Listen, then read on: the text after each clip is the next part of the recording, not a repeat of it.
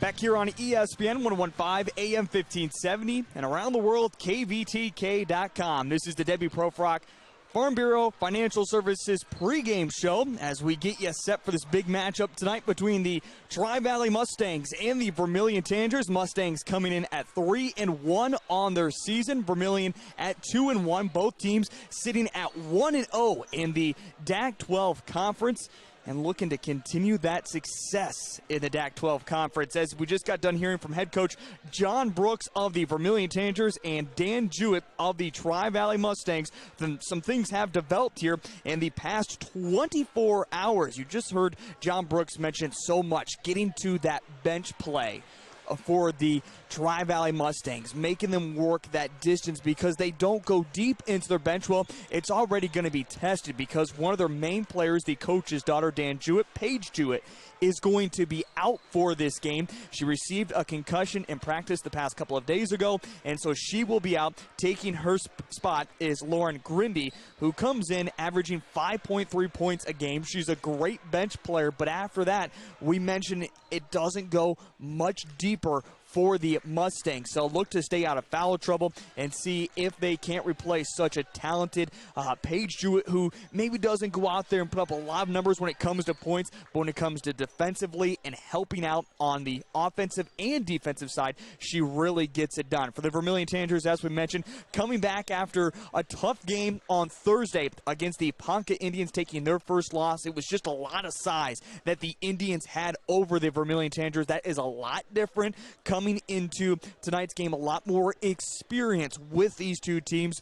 We mentioned it's so young. Two seniors on this Mustangs team. Otherwise, it's juniors, it's sophomores, and it's freshmen. But these sophomores and freshmen that are starting for tonight have been kind of building the past couple of years as starters for this Mustangs team, and even the couple of seniors. This will be their third season now that they have started. So a lot of talent that is back for the Tri-Valley Mustangs, and definitely going to be a depth that is needed for the team because they have a very tough region, as head coach Dan Jewett mentioned a little bit ago. It might be, if not the toughest region in Class A this year, that does features the likes of Garrettson, who is undefeated, Sioux Falls Christian, who is still undefeated, West Central, who is ranked towards the top right now in Class A in the girls' standings, who is still undefeated. So a very talented region that the Tri-Valley Mustangs have to get through. And, of course, the Vermillion Tangers in Region 4, they have a lot of talent that they have to go through as well, and tough teams, including the T-Area Lady Titans and the Dakota Valley Panthers. All right, we're going to take a quick timeout break for our national anthem, and when we come back, it's the starting lineups between the Vermillion Tangers and the Tri-Valley Mustangs. That's all on the way on ESPN 1015 AM 1570 and online at kvtk.com.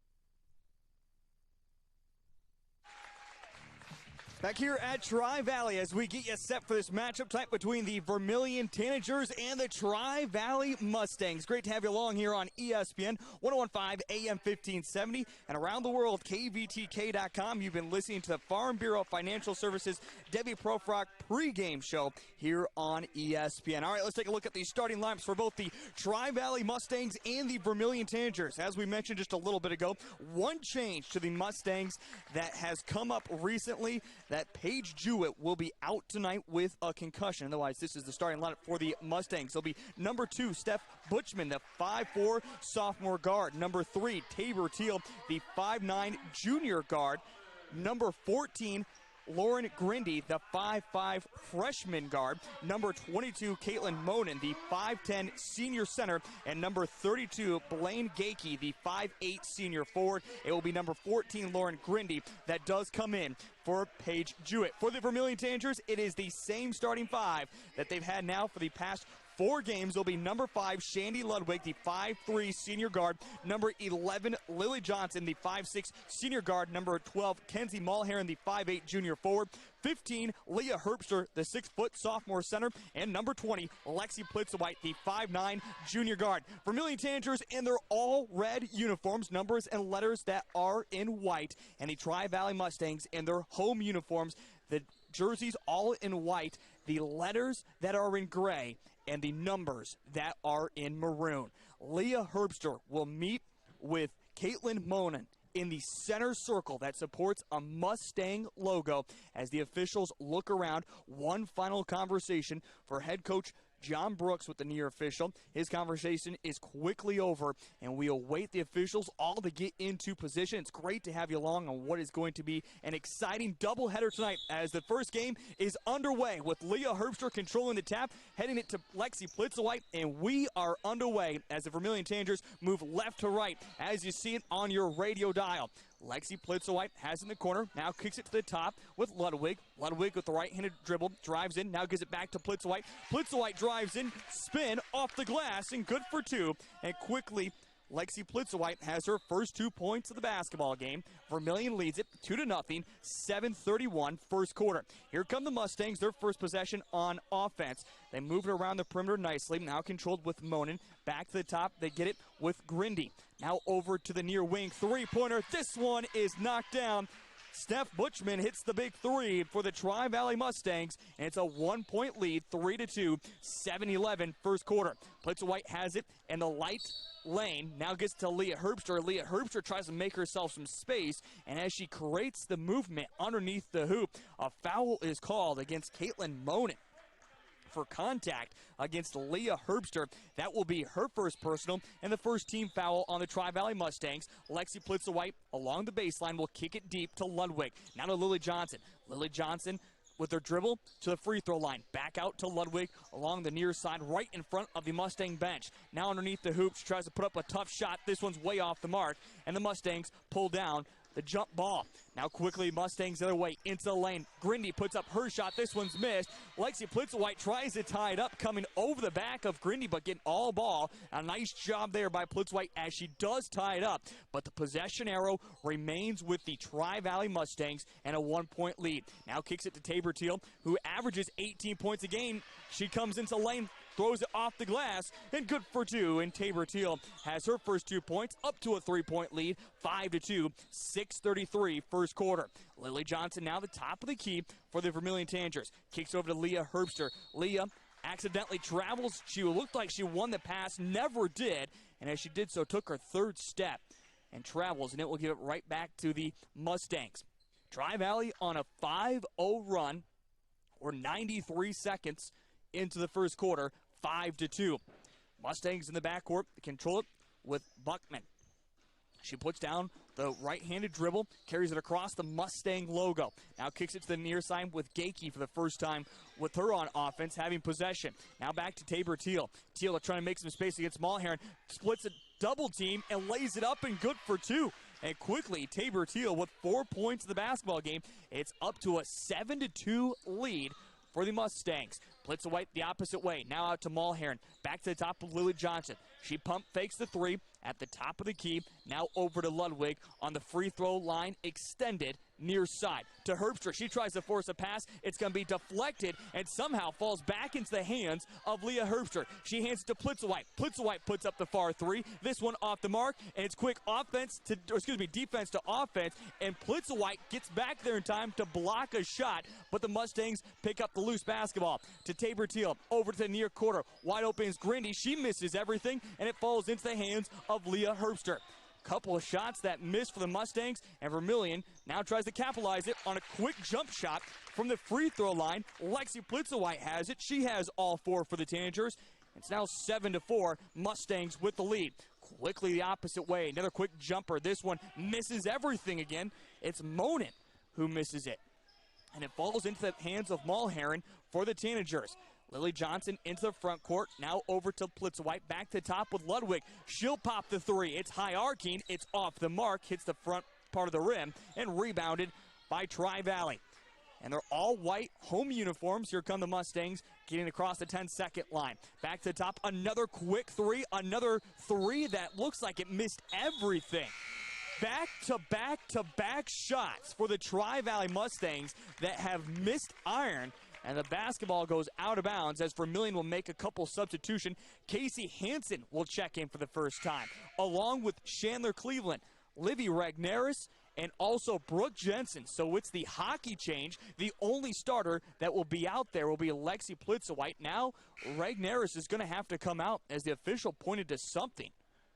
And Shandy Ludwig will have to come back in as quickly Ragnaris leaves the court. Not for sure if it was an equipment issue or what it may have been, but she has to go get something fixed. So two starters out there now for Vermillion. It'll be Plitzowite who will carry it end to end, go all the way into the lane, lay off the glass, and Plitzowite now with 6 points in the ball game. It's 7-6, 4:23 first quarter. Tri-Valley trying to stop the 4-0 run now, the Vermillion Tanagers, by scoring of their own. They went on a 7-0 run after Vermillion started scoring the first 2 points. Three-pointer miss, but an offensive rebound. Another three from Tabor Teal. This one's off the mark, and already 5 threes from the Mustangs. They're 1 of 5 from the three-point line. Now it's Jensen over on the far side. She puts up a jumper, and Brooke Jensen, her first 2 points off the bench. First bench points for either team, and Vermillion on a 6-0 run. They take the lead 8-7, 3:45 first quarter. Mustangs have it in the front court with Hastings. Hastings gets it down to the low block with Gakey. They try to work it back to top, and driving in now is Monin. She puts up a shot, but before that, the whistle blew as it was a travel called in the lane. So turnover, Mustangs. Vermillion gets it back. And now Ragnaris and Mulherrin, who both left the court to head back to the locker room, have both made their way back to the bench. We'll see if Ragnaris and Mulherrin don't get back in here soon.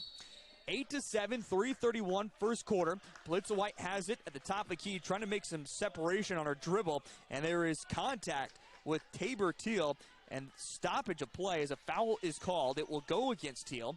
It's a second team foul, and the first one on Teal. Vermillion back in action with Hansen underneath the hoop. Hansen up with her shot, and another 2 points. Casey Hansen against the Pocket Indians the other night put up 10 points and now has her first 2 off the bench. Hastings has it in the front court now for the Mustangs as she jukes out Hansen, puts up her shot but off the mark, and Hansen, loose basketball, is able to pick it up, and she quickly brings it in the front court. Now shoots it over to Plitzowite. Plitzowite travels, though, as she made her way from the near wing into the free throw line, and a turnover for the Vermillion Tanagers. Now Ludwig will exit out and make way for Ragnaris, which again leaves Lexi Plitzowite, the only starter out there right now for the Vermillion Tanagers. Also, Vermillion on an 8-0 run. They lead it 10-7, 2:53 first quarter. Tabor Teal gets it down to her teammate now, Gakey. Gakey trying to work it back out to the far corner. Monin, and it goes beyond the reach of Monin and out of bounds, and a turnover.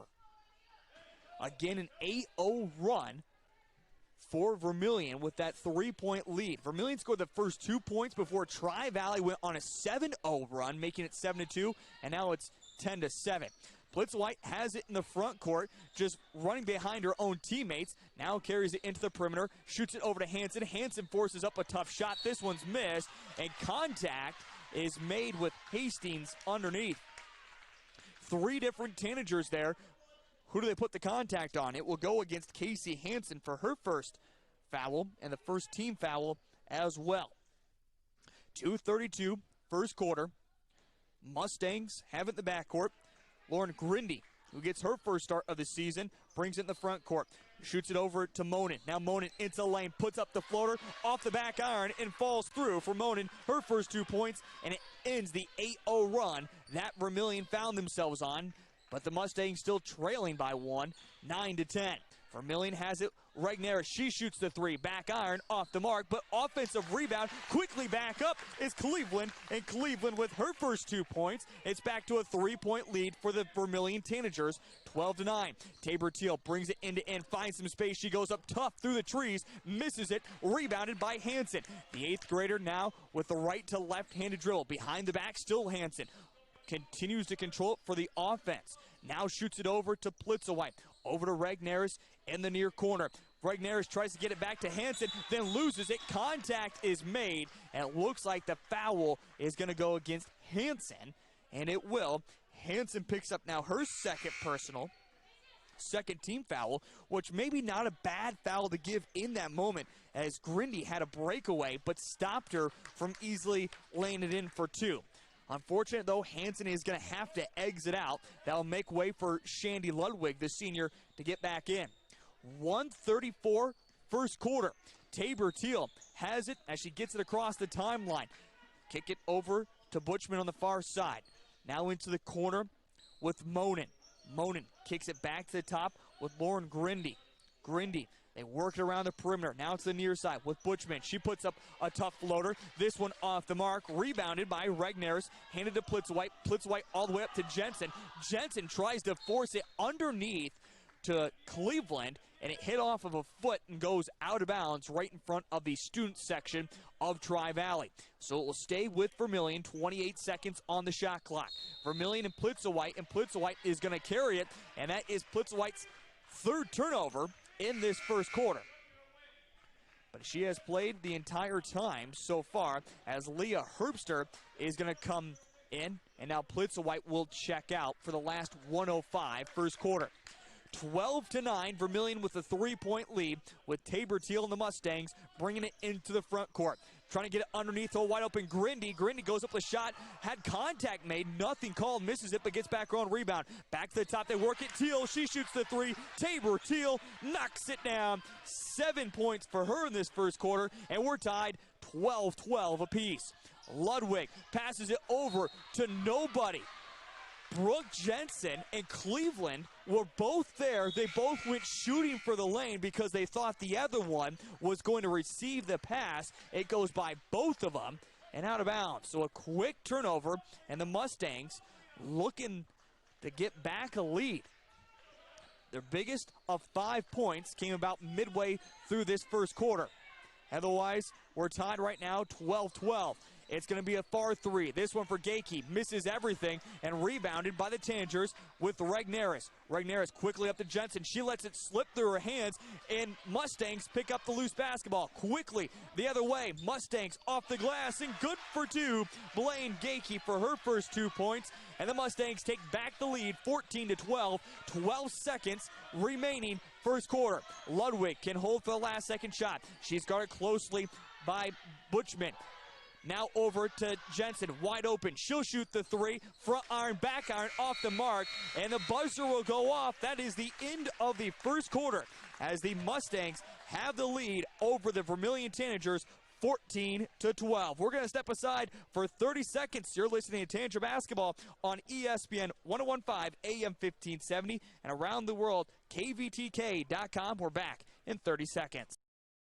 Clay County Abstract and Title Company has a complex job that boils down to something very simple: helping you purchase your dream with confidence. When investing in a new home, a new site for your business, or piece of property, you want peace of mind that the property is truly yours. Clay County Abstract and Title Company has been doing just that since 1946. Clay County Abstract and Title Company, proud supporters of Vermillion activities and proud to be a part of your dreams come true.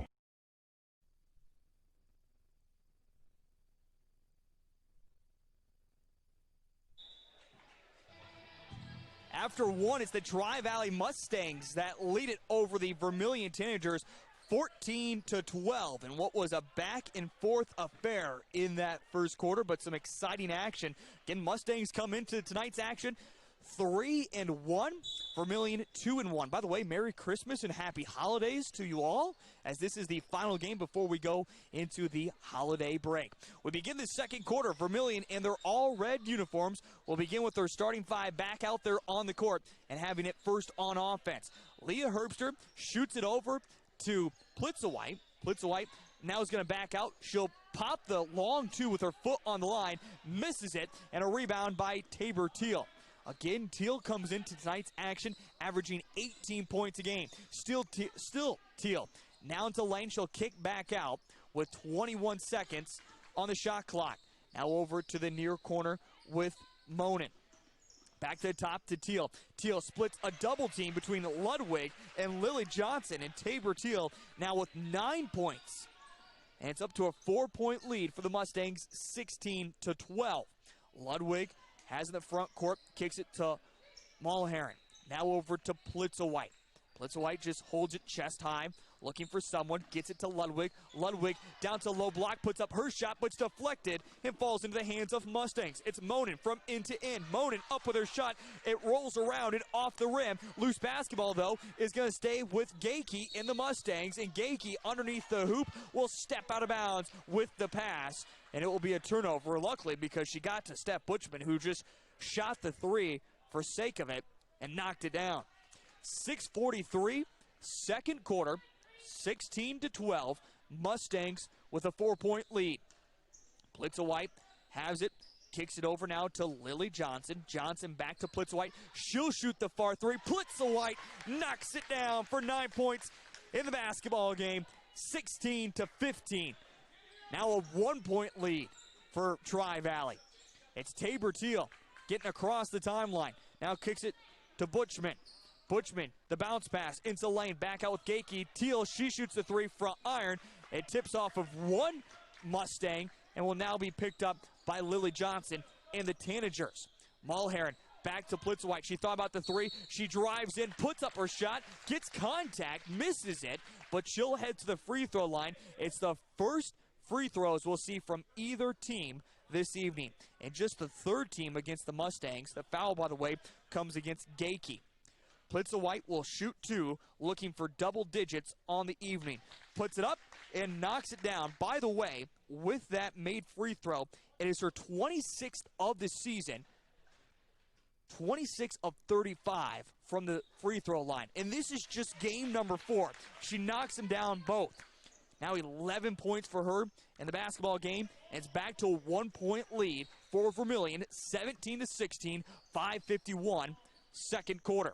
Mustangs have it to Monin. Monin drives it off the low block, lays it in for two, and a foul that will go against Leah Herbster.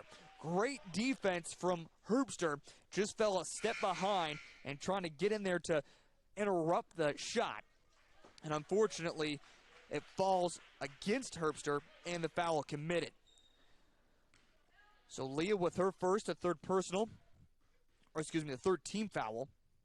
And now a chance to complete the old-fashioned three-point play is going to be missed. And now a tie-up underneath the hoop between Tabor Teal and Lexi Plitzowite. Possession arrow will be with the way of the Mustangs. So even after the missed free throw, it's still controlled with the Mustangs. Along the baseline, they get it into Butchman. Near wing Butchman going against Ludwig. Now back to the top with Tabor Teal.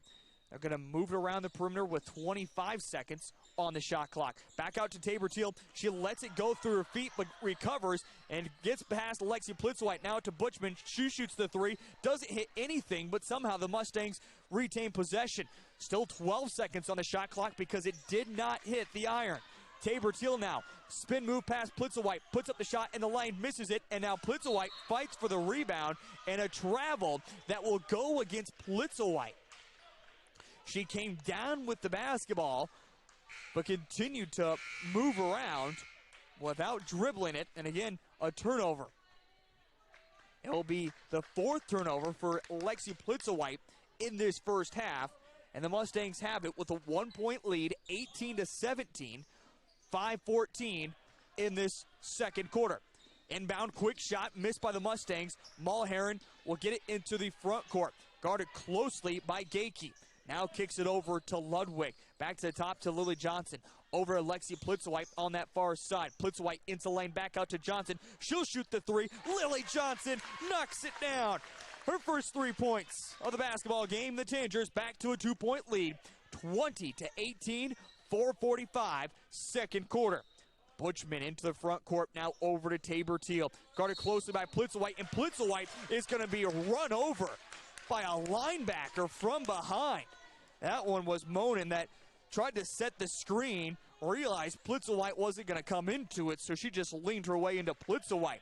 Again, picks up her second personal and the 4th team foul. And it'll give Vermillion back the basketball. It's Plitzowite who has it at the Mustang logo. Towards the top of the timeline. Still Plitzowite, now has to kick it out to Lily Johnson, but she takes a 3rd step as she's about to make the pass, and a turnover. Number 5 now for Plitzowite in this first half for turnovers. 20-18, 4:23, second quarter. Tabor Teal at the Mustang logo picks up her dribble, now passes over to Butchman, and we're going to get a whistle as there's a foul away from the ball. The foul against Shandy Ludwig, which will be her first personal, and the 4th team foul. What has been a relatively clean game so far, starting to have a little bit more contact about midway through this second quarter.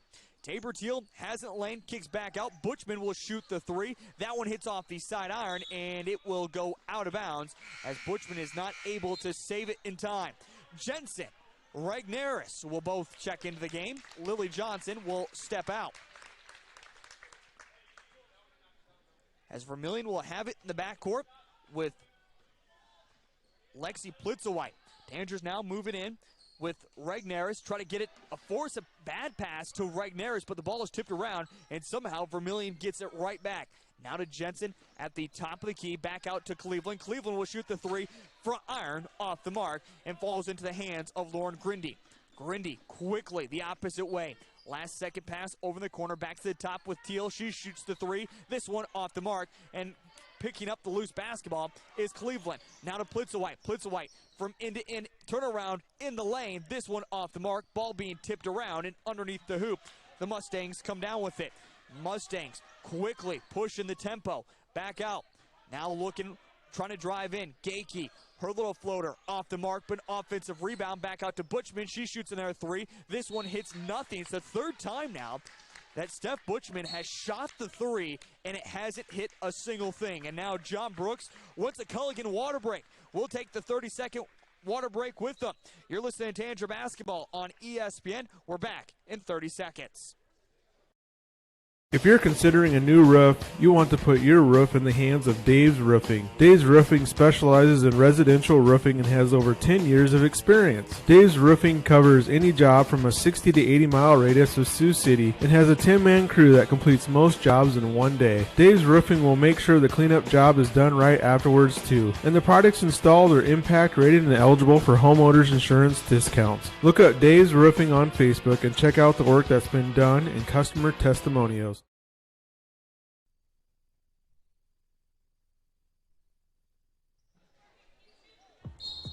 It's a 2-point lead for the Vermillion Teenagers. They lead it 20-18 with 3:11 in the second quarter.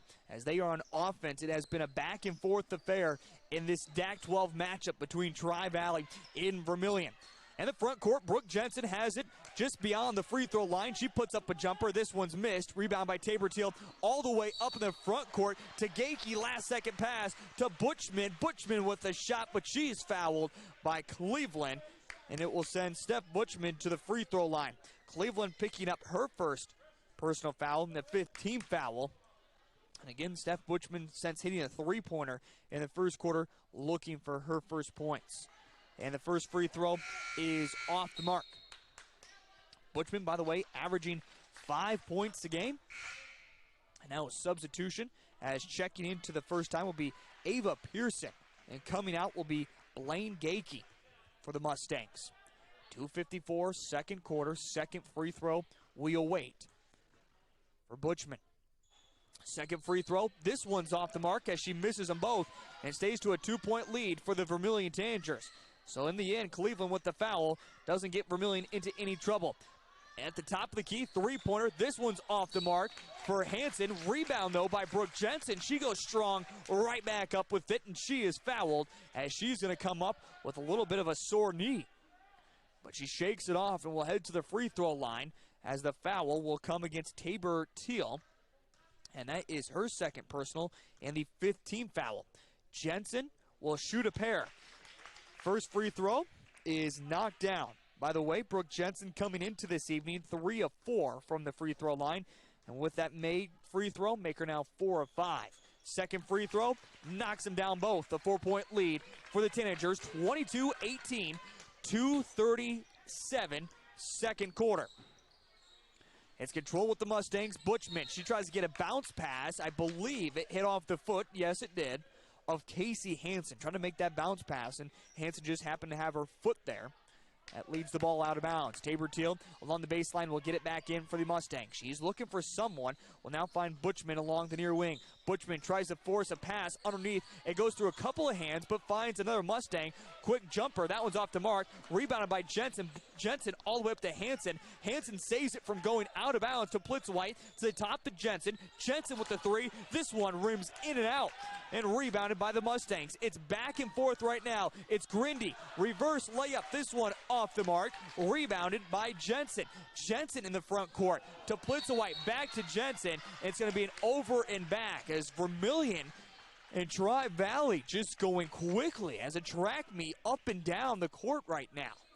It seems like really no one wants to have the basketball for more than 10 seconds. 2 minutes remain. First half. 4-point lead for Vermillion, 22-18. And the front court have it with the Mustangs and Hastings. Now back out to Tabor Teal, to Butchman, underneath to Pearson. Pearson trying to go up against Cleveland. Misses her shot, but gets back on rebound. Right back up with it. Misses again. Another offensive rebound to the top three-pointer. This one off the mark. Tabor Teal. And then a jump ball with another offensive rebound between Hastings, but Plitzwhite able to tie it up in the lane, and the possession arrow will be Vermillion. John Brooks gets out of his seat, and now will crouch down, shouting a couple things into the front court, as that's what Plitzwhite will do with it, bringing it into the offensive side. To Hansen, to Jensen at the top. Now Jensen, she'll travel as she makes her move and give it right back to Tri-Valley. Again, these last several possessions for both teams have lasted under 15 seconds. And we still remain 22-18, now at 80 seconds remaining first half. Tabor Teal trying to get a pass over to Grindy. Will finally make it happen with a tough defense from Lexi Plitzwhite. Now to Gakey, back over to Teal. Teal holding on to it. Teal looking for someone to pass it to. We'll get it to Pearson. Now over to Butchman. Butchman, she drives in, puts up a shot. It's going to be deflected away, though, by Plitzwhite.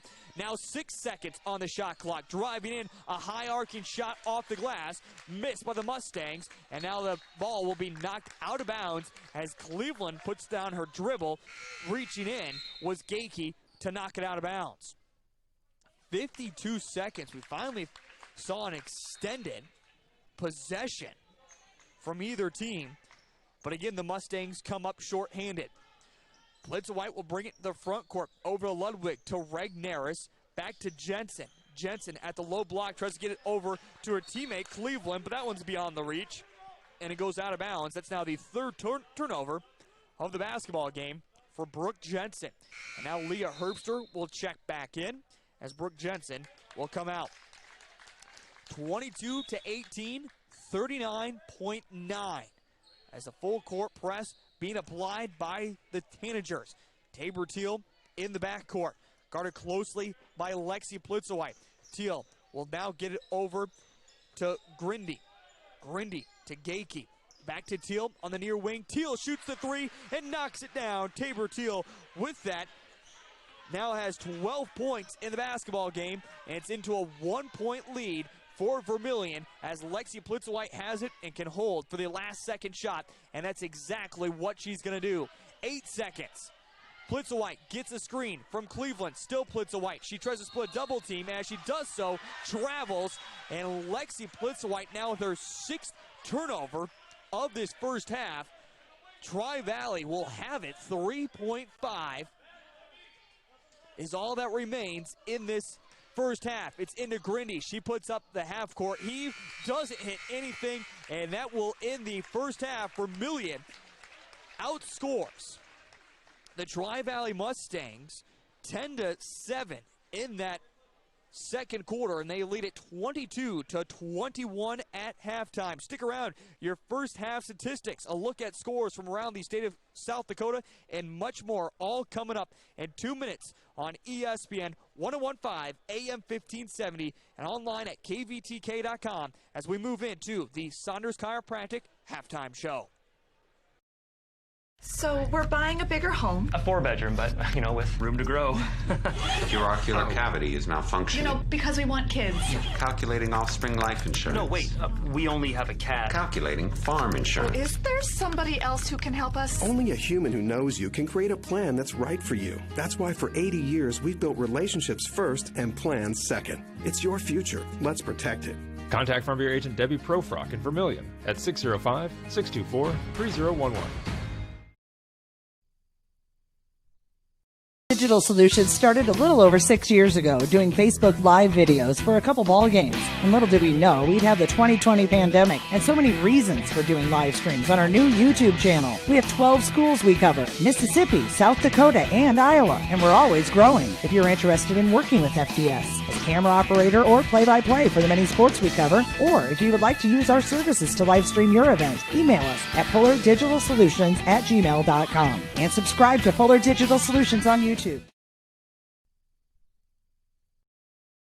Radio family is growing. Now you can listen to all of the Vermillion Tanagers broadcast on 2 stations, 1015 FM and AM 1570. When the Tanagers are playing, tune in to either 101.5 FM or AM 1570 to catch the voice of the Tanagers, Heath Nimke, for every play. In addition, we invite you to listen to all of our ESPN programming. We thank you for listening and our radio sponsors that allow us to broadcast all of the Vermillion Tanager sports on ESPN 101.5 FM and AM 1570.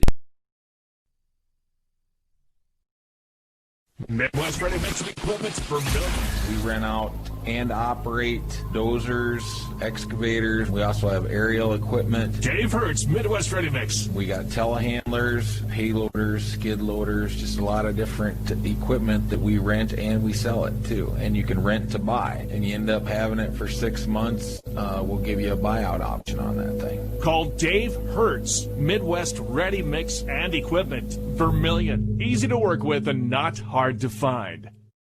Over the Tri-Valley Mustangs 22-21 as this is the Saunders Chiropractic halftime show. I'm Heath Nimke. Great to have you along here on ESPN 1015 AM 1570 around the world at kvtk.com along with our YouTube streaming service as well.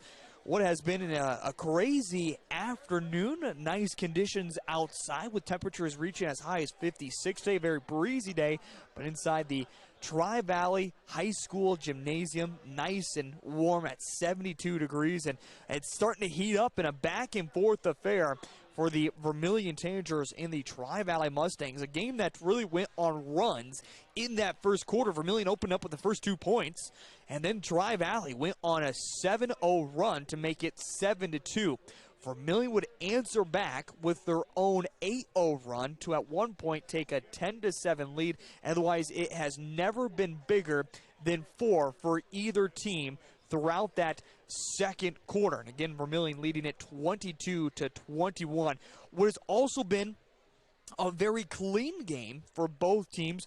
5 team fouls for the Vermillion Tanagers in that first half, and also 5 for the Tri-Valley Mustangs, and that was, of course, a big emphasis for both teams. If you're John Brooks, you would like to see Tri-Valley get into more foul trouble to go to their bench. That is not deep for the Mustangs, but if you're head coach Dan Jewett of the Mustangs, that's exactly what you want to avoid, and that's kind of what he was able to do so far. And we mentioned bench points. It has been a big difference in that category. As we take a look at the first half statistics, right now, leading the way for both teams in scoring is Tabor Teal. She has 12 points in the ballgame, including 7 in that first quarter and 5 in the second, to give her a total of 12. Otherwise, it has been kind of quiet the rest of the way for the Tri-Valley Mustangs. Caitlin Monin with 4 points so far, a 3-pointer from Steph Butchman, and also 2 points from Blaine Gakey. No points off the bench yet tonight for the Tri-Valley Mustangs. For the Vermillion Tanagers, they're led in way with the gal that just hit her 1,000th point and more on Thursday night. That is Lexi Plitzwhite. She has 11 so far for the ball game tonight. Otherwise, it's very little the rest of the way. Lily Johnson, in fact, is the only other scorer for the Vermillion Tanagers. She hit a 3-pointer in that second quarter for her only 3 points. Otherwise, it has been 8 points off the bench, including 4 for Brooke Jensen, 2 points for Chandler Cleveland, and also 2 points for Casey Hansen. But again, not a whole lot of scoring from either teams, as right now it is 22-21 at halftime. All right, we take another quick 2-minute break with the Saunders Chiropractic halftime show, and when we come back, we'll take a look at scores from around the state of South Dakota, as plenty more action happening inside the DAC 12, Region 4, and Region 3. That is all on the way here on ESPN 1015 AM 1570 and online kvtk.com.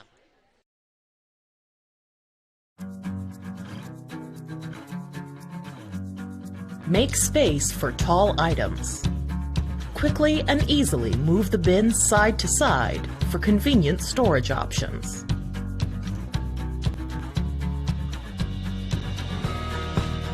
The Flexi Slide Bin, brought to you by Whirlpool.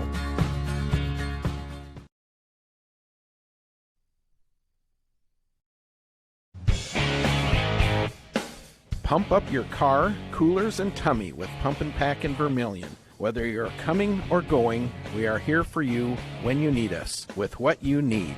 Grocery items, beer, snacks, fuel, wine, hot dogs, pizza by the slice, and now for real ice cream smoothies and shakes, cookie dough, strawberry banana, and even mocha latte. We are open when you need us 24 hours a day with what you need at Pump and Pack on West Cherry Street in Vermillion. Vermillion Medical Clinic has an ongoing mission to provide areas with quality health care and convenient access to medical professionals. Our patients at Vermillion Medical Clinic value our dedicated primary care physicians, compassionate PAs, and consistently scheduled outreach specialty care. If you have health questions, need a screening, or have medical concerns for yourself or family members, call us for an appointment or visit VermillionMedicalClinic.com. So much care, so close to home.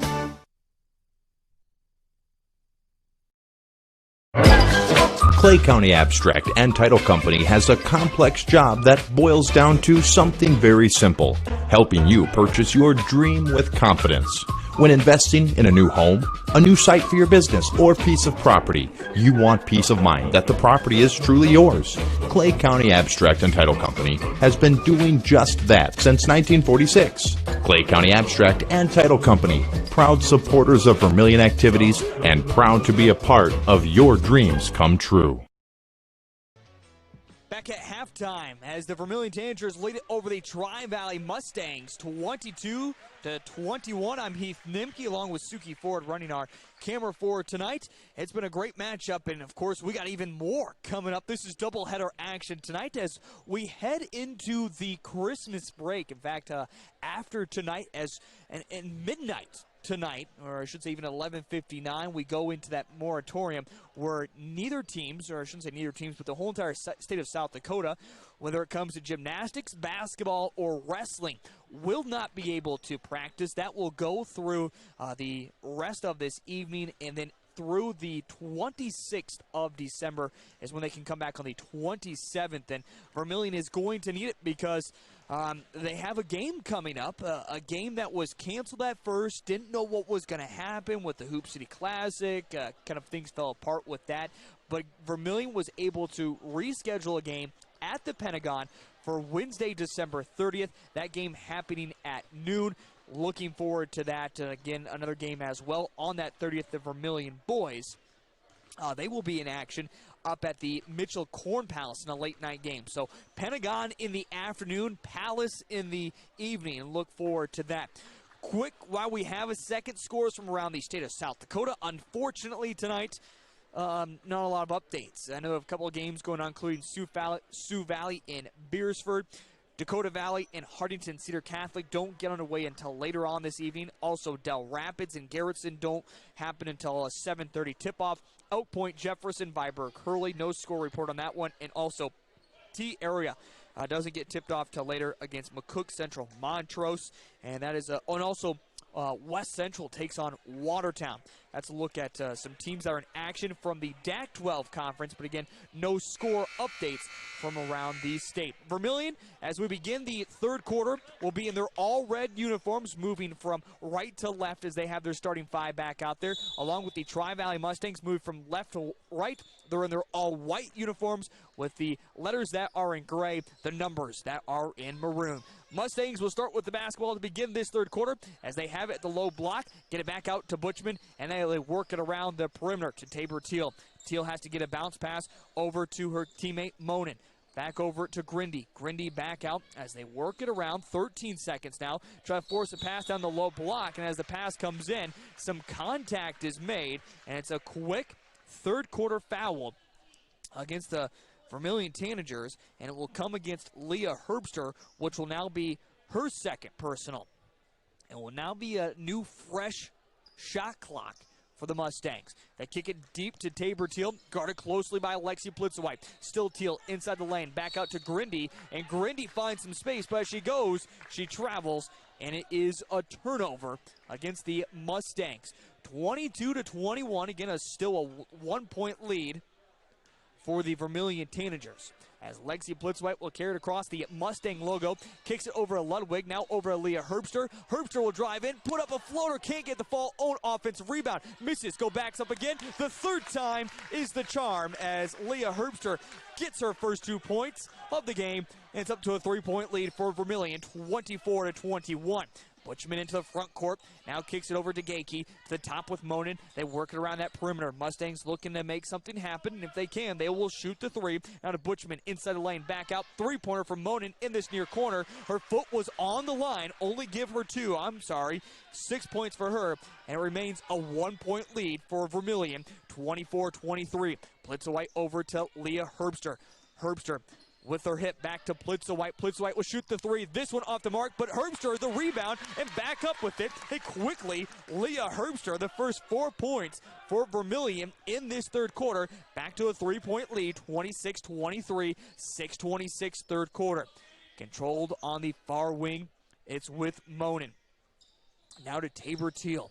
Teal guarded closely by Plitzowite. Teal will go into the light lane, and contact is made with Plitzowite, and it'll be a foul. Plitzowite will pick up her first personal, but the second team foul. Again, Vermillion just gave up 5 team fouls in that first half, already 2. We're not even 2 minutes into this third quarter. Quickly into Grindy, but it's going to be Herbster there to block it, but Mustangs will retain the basketball.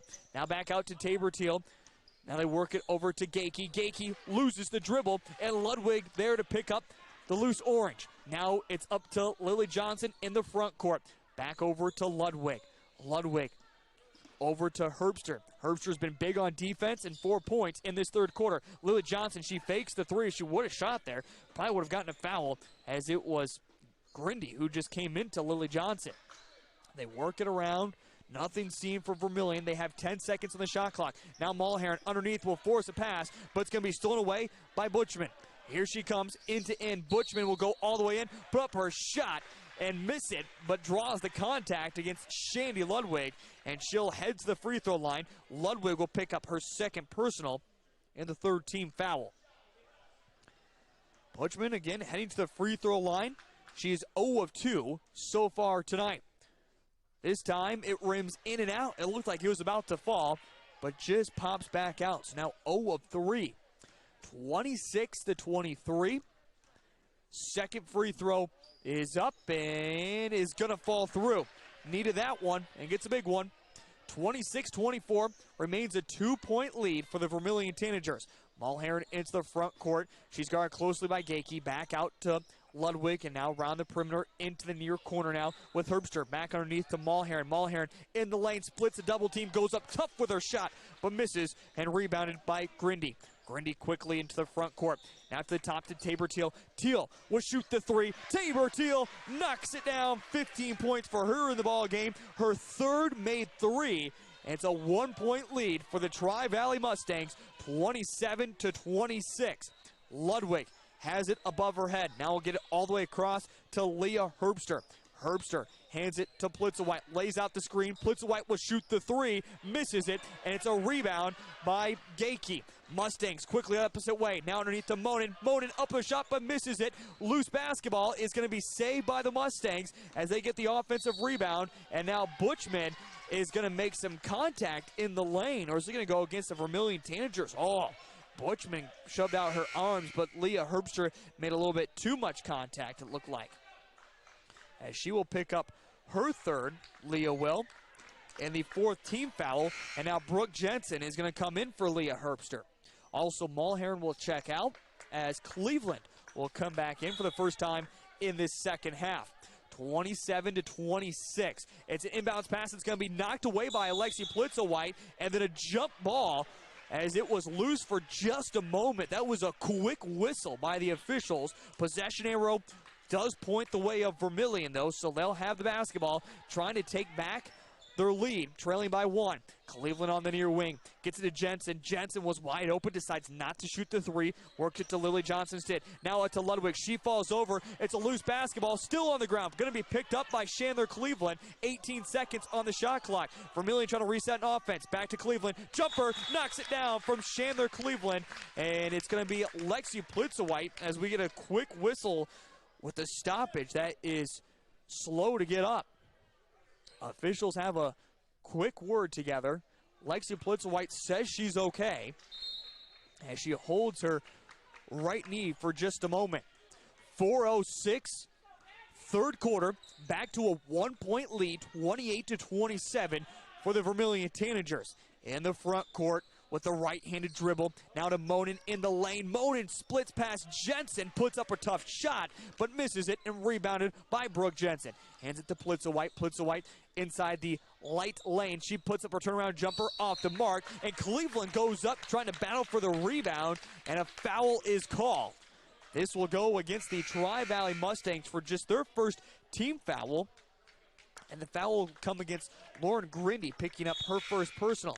And now, who comes out of the basketball game for the Vermillion Tanagers? That looked like it was Lily Johnson, who will come in as come out as Casey Hansen comes in. Plitzowhite has it in the lane, trying to make a step around one. Now we'll pass back out to Hansen. Hansen down to a low block. Jumper for her. She knocks it down. Casey Hansen, 4 points off the bench. And it's back to a 3-point lead for Vermillion, 30-27. This one looks like it might just go down to the final few seconds, even though we're still in the third quarter. It's going to be almost saved by Monin, but she saves it right to Vermillion. Quickly Plitzowhite, the quick jumper right at the free throw stripe. This one off the mark, and then Hansen reaches in after Tabor Teal came down with the rebound, and Hansen gives up her third personal foul and the 5th team foul as Ludwig will now come out, and Regnaris will come in for Vermillion. 30-27, 3:06 third quarter. Tri-Valley still looking for their first points off the bench as well. And now a pass trying to get to Tabor Teal. Contact is made, and it's going to be a foul on the pass against Lexi Plitzowhite, picking up her second personal, the 6th team foul now in this third quarter. Again, Vermillion just gave up 5 team fouls in the first half. Mustangs have it with Tabor Teal. She'll shoot the quick three. Leaves it short off the front iron. Rebounded by Hansen. Hansen, the left-handed dribble across the timeline. Still Hansen. Kicks it over to Regnaris. Regnaris, switch around play. Now gets it to Jensen. Back to Hansen. Hansen thought about the three. Now carries it to the elbow. Puts up her jumper. This one off the mark. Rebound, though, by Jensen. And it will stay with Vermillion. Now to Plitzowhite. Plitzowhite back out to Hansen. Back over to Jensen, who holds it above her head. Trying to get a bounce pass to Plitzowhite in the lane. Plitzowhite to Hansen. Hansen goes up through contact. Misses the shot. But she'll head to the free throw line to shoot a pair. As a foul will come against Lauren Grindy, picking up both of her personal fouls in this third quarter, and it is the second team foul. As Hansen will head to the free throw line, Casey is 1 of 1 from the charity stripe this season, make it 2 of 2, and now 3 points off the, 3 points in this third quarter, 5 off the bench. As she'll get a chance at a second one. Vermillion with a 4-point lead, 31-27. Second free throw is off the mark. Missing her first free throw, but an offensive rebound. Plitzowhite tries to go back up with it. Tries to force something. It's missed. Couple of hands touch it as it goes out of bounds. They say last touch by the Mustangs, so Vermillion will keep the basketball. It's Plitzowhite quickly into Cleveland, trying to get it back out to Hansen. Now over to Jensen, but it's going to be stolen away by Gakey. Gakey will go and lay it off the glass, and good for 2. Blaine Gakey with now 4 points in the game, and a quick timeout called by head coach Dan Jewett. He wants a full timeout. We'll take the full 60 seconds on the Culligan water break with them. You're listening to Tanager Basketball on ESPN. We're back in 60 seconds. If you're considering a new roof, you want to put your roof in the hands of Dave's Roofing. Dave's Roofing specializes in residential roofing and has over 10 years of experience. Dave's Roofing covers any job from a 60 to 80 mile radius of Sioux City and has a 10-man crew that completes most jobs in one day. Dave's Roofing will make sure the cleanup job is done right afterwards too. And the products installed are impact rated and eligible for homeowners insurance discounts. Look up Dave's Roofing on Facebook and check out the work that's been done and customer testimonials. So we're buying a bigger home. A 4-bedroom, but, with room to grow. Your ocular cavity is malfunctioning. Because we want kids. Calculating offspring life insurance. No, wait. We only have a cat. Calculating farm insurance. Is there somebody else who can help us? Only a human who knows you can create a plan that's right for you. That's why for 80 years we've built relationships first and plans second. It's your future. Let's protect it. Contact Farm Bureau Agent Debbie Profrock in Vermillion at 605-624-3011. As we're at the 2:10 mark of the third quarter, Vermillion with a 2-point lead over the Tri-Valley Mustangs. The Tri-Valley High School, right in the middle between 3 different towns, is where we find yourselves at the Tri-Valley High School. Vermillion has it in the lane. Tough shot from Cleveland. As she misses it, gets back her own rebound, goes back up strong again, and contact made on the second shot. It's the third team foul, and the second one against Gakey, as Cleveland will shoot a pair. First one is up and knocked down for Shaler Cleveland. Now 5 points for her in the ball game. It has been a difference of bench play, as Vermillion has struggled from their starting 5. But again, their bench has been huge. And so far is 0 points off the bench for the Tri-Valley Mustangs. Second free throw is knocked down from Cleveland. It's back up to a 4-point lead, 33-29. Into the front court, Mustangs have it. Along that far side is Monin. Back to the top to Butchman, guarded closely by Brooke Jensen, who reaches and misses it, but no contact made. It's now switching wing to wing. Now trying to get it into the lane to Pearson, but it's going to be knocked away by Vermillion and picked up by Hansen. Hansen over to Cleveland.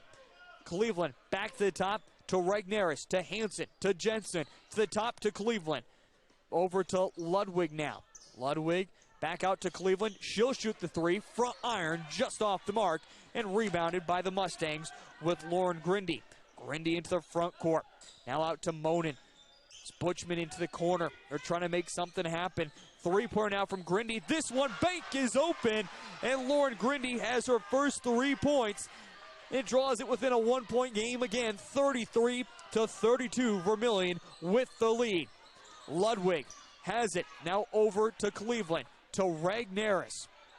Back to Ludwig. Ludwig, she'll shoot the three, back iron off the mark, and rebounded by Grindy, and a foul from behind by Ragnaris. That will be her first personal, but instead the 7th team foul on Vermillion, so that means bonus the rest of the 4th quarter for the Tri-Valley Mustangs. We'll see if they can take advantage of that, as now Ragnaris will come out, and Lexi Plitzwhite will go back in. Again, 33-32. Grindy has an opportunity to tie it up and take the lead for the Mustangs on the 1-1, but she misses it back iron, so it will stay with the Vermillion lead. Plitzwhite into the front court as she just checked back in. Plitzwhite over Jensen. Jensen puts up the jumper, this one off the mark, but it'll go through the fingertips of Pearson, off of her shin, and out of bounds, and it will stay with Vermillion with 38.6 and 25 seconds on the shot clock. Plitzwhite looks for someone to pass it to, gets it into Cleveland, back out to Plitzwhite. She thought about shooting the three, decides not to. Now will drive underneath the hoop, force some contact, go up with her shot, miss. But again, that contact comes, and she'll head to the free throw line to shoot a pair. It's the 4th team foul, and the first one against Ava Pearson. So Plitzwhite, who is 2 of 2 from the free throw line, will miss this one. And now making her 2 of 3. Still a 33-32 lead, or a 1-point lead for Vermillion. Second free throw coming for Plitzwhite, who came into the game with 52 points. And this free throw knocks down. She's now scored in all 3 quarters, giving her 12 for the ball game. 2-point lead for Vermillion. Full court press is on. Still in the backcourt. They need to get across the 10-second line. Tabor Teal finally does for the Mustangs. Again, the shot clock is turned off. Tri-Valley can hold for the last second shot if they want to. Grindy underneath the hoop. Now passes back out. Back to the top. Teal, she'll shoot the three. Front iron off the mark, but rebounded by the Mustangs. Back out to Teal. Teal will drive in through contact, put up her shot, misses it. But again, she'll head to the free throw line after the slightest of contact. That will fall against Chandler Cleveland. Her second personal in the 8th team foul. And Teal will head to the free throw line the first time tonight. First free throw hits front iron, the heel of the back, and then fall through the netting. Giving her now 16 points for the game. Second free throw knocks it down, and we're tied 34-34. 7 seconds. And trying to get it inbounds pass to Jensen. It's going to be knocked away by Monin, who did it last touch as it goes out of bounds at the Mustang bench. And they say that it was off Mustang's last, so 4.5. It'll be Plitzwhite who has it now with 2 seconds. Plitzwhite into lane, jumper off the glass, and gets it to fall. And Vermillion will take the lead 36-34 as we head to the 4th quarter. You're listening to Tanager Basketball. We're back in 30 seconds on ESPN 101.5 AM 1570 and online at kvtk.com.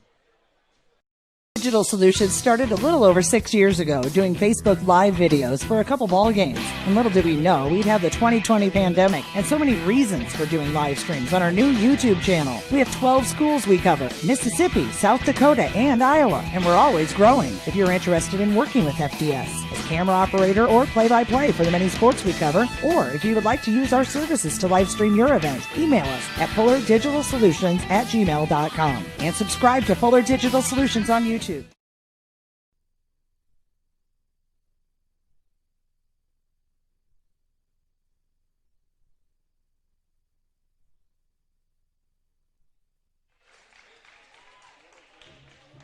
At the end of the first quarter, Vermillion trailed 14-12. At halftime, Vermillion had a 1-point lead of 22-21. And here in the third quarter, at the end of the third quarter, I should say, Vermillion has a 2-point lead of 36-34. We've never ended a quarter by more than a 2-point lead for either team as we enter the fourth and maybe final frame, or can we expect some overtime? It's Mustangs with the basketball as we begin the fourth quarter, and Tabor Teal passing around, almost knocked away by the Vermillion Tanagers. Now Gakey tries to force something to Plitzwhite. She tries to save it along the scorer's table, but it goes out of bounds. As she dove to the ground, and she did so, went out of bounds trying to save it. 14 seconds, though, still in the shot clock for the Tri-Valley Mustangs. Again, trailing by 2, the Mustangs, 36-34. 7:36, fourth quarter. Teal over to Butchman. Now 8 seconds on the shot clock. Back to Tabor Teal. She forces a shot, this one off the mark, and Lexi Plitzwhite pulls down her 8th rebound of the game. Plitzwhite now over to Lily Johnson. Johnson back to Plitzwhite. Over to Mulherron. Mulherron back to Lily Johnson, who does have a three-pointer in the game this evening. Still Johnson to Mulherron, to Herbster, to Plitzwhite. She'll shoot the three. Plitzwhite back iron, and it's going to be tipped around into the hands of Tabor Teal. Teal quickly into the front court, now has it ripped away by Plitzwhite. Plitzwhite forces up a pass to Leah Herbster. Herbster wasn't paying attention, right back to the Mustangs. Now it's to Gakey. Back out, they work it to Butchman. Butchman to Grindy. As now Mustangs are going to hold for a little bit, reset the offense. 6:39, fourth quarter. It's a Teal. Now over to Butchman. Butchman will go underneath the hoop, back out to Grindy. She'll shoot the three and knocks it down. Lauren Grindy hits a big three-pointer, and it's now a 1-point lead for the Mustangs, 37-36, as it's a timeout by head coach Dan Jewett. We'll take the 30-second Culligan water break with them. You're listening to Tanager Basketball, presented by First Dakota National Bank on ESPN Radio. Our radio family is growing. Now you can listen to all of the Vermillion Tanagers broadcast on 2 stations, 101.5 FM and AM 1570. When the Tanagers are playing, tune in to either 101.5 FM or AM 1570 to catch the voice of the Tanagers, Keith Nimke, for every play. In addition, we invite you to listen to all of our ESPN programming. We thank you for listening and our radio sponsors that allow us to broadcast all of the Vermillion Tanager sports on ESPN, 101.5 FM and AM 1570.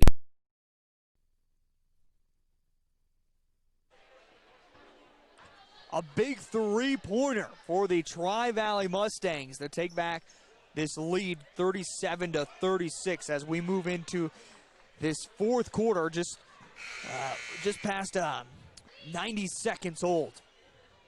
In fact, at the 6:29 mark, and again, it's been a back-and-forth game. In fact, ever since halftime, it's never been a bigger lead of 4 for Vermillion, never a bigger lead than 3 for the Mustangs. It'll be Lexi Plitzwhite as we're back into action, carrying it across the timeline. Guarded closely by Tabor Teal. Back out to Shandy Ludwig, as Ludwig will shoot the three, make it, but again, it's going to be a dead ball as a foul is called, a foul that will come against the Tri-Valley Mustangs, and Monin as she picks up her third personal. Back in action, it's Ludwig, another three-pointer, this time way off the mark, but falls into the hands of Plitzwhite. She forces up a shot, misses it, gets back her own rebound. Right back up is Lexi Plitzwhite. She knocks it down. 17 points for her for the ball game. It's a 38-37 1-point lead for Vermillion. The press is on. The Mustangs break it. Now into the front court underneath, and it's going to be kicked out of bounds. It's almost like a slide tackle in soccer as Lexi Plitzwhite extends that right foot to make sure the bounce pass didn't get to Monin and kicked it out of bounds. It will still be Mustang basketball as they inbound it to Tabor Teal. Top of the key to the free throw line. Her shot is blocked by Leah Herbster, but gets it right back. Tries to force up another shot. This one gets deflected out of bounds by Mulherron, and great defense by the starting 5 of Vermillion, trying to make the Mustangs force up shots. Quickly into Grindy. Grindy flies in and lays it off the glass. And Grindy now with 8 points, all coming in this second half. Back to a 1-point lead. Lily Johnson. She has it now to Plitzwhite. Plitzwhite looking to find some space into the lane. trying to find someone to pass it back out to Ludwig. She'll shoot the three. Shandy Ludwig hits the big three, her first points of the ball game. And it's back to a 2-point lead, 41-39, 5-13, fourth quarter. Again, that press is on. It's going to be broken by the Mustangs. Another quick jumper from Grindy. This one off the mark. It's Plitzewhite who has it. Plitzewhite across the Mustang logo all the way up to Herbster. Herbster flying in, lays it off the glass, and good for two. And it's now 43-39, a 4-point lead for Vermillion Tanagers. Mustangs trying to stop this 5-0 run right now that Vermillion finds themselves on. Back out with a three-pointer for Butchman off the mark. And Grindy, though, goes up tough to get the offensive rebound. And as she does so, contact is made with Lexi Plitzewhite picking up her third personal and the 19th foul. And now we're going to see a hockey substitution as three will come in, three will come out. Cleveland, Jensen, Hansen all in. Lily Johnson, Herbster, Mulherron all out. And again, Grindy with the 19th foul against Vermillion will shoot a 1-and-1. First free throw, knocks it down. Again, Lauren Grindy coming off the bench for tonight, filling in for the injured Paige Jewett, who has a concussion, has now come up with 9 points in the game. Second free throw, knocks it down, give her double digits, 10 points. It's a 2-point lead for Vermillion, 43-41, 4:39, fourth quarter. Don't forget, we got more exciting action as Vermillion boys come up after the girls' game. We'll have our pregame show as well. It's a turnover in the front court for Vermillion, and quickly come the opposite way, the Mustangs. Now with Gakey trying to force underneath the Mulherron. It's going to be blocked away, picked up by Jensen. One-on-one against Tabor Teal. Jensen will force up a shot, misses it. It bounces around off the glass. Back up will go Cleveland as she is fouled. And we'll head to the free throw line. Nice job there by Chandler Cleveland to get the loose basketball, then go immediately back up with it to force that contact and get to the free throw line. The foul, by the way, came against Gakey. First free throw off the mark for Cleveland. Cleveland, 6 points for her in the basketball game. Trying to get it to a 3-point lead with the second free throw, and will do so. 44-41. 4:16, fourth quarter. The press is on by Vermillion as Jensen is leading with that press. Vermillion will not be successful at it as the Mustangs break it. Tabor Teal now over to Butchman. Butchman at the elbow, tries to force a pass. It's Jensen there to intercept it. Now up to Plitzewhite, who has to run it down, save it from going out of bounds. Will get to Cleveland. Cleveland will step out of bounds. No, it was John Brooks there to call a timeout quickly right in front of the face of the official in Cleveland as he'll take a full timeout. We'll take the 30-second Culligan water break with them. It's Vermillion 44, Tri-Valley 41. We're back in 30 seconds on ESPN. Midwest Ready Mix Equipment Vermillion. We rent out and operate dozers, excavators. We also have aerial equipment. Dave Hertz, Midwest Ready Mix. We got telehandlers, hay loaders, skid loaders, just a lot of different equipment that we rent and we sell it too. And you can rent to buy. And you end up having it for 6 months. We'll give you a buyout option on that thing. Call Dave Hertz, Midwest Ready Mix and Equipment. Vermillion. Easy to work with and not hard to find.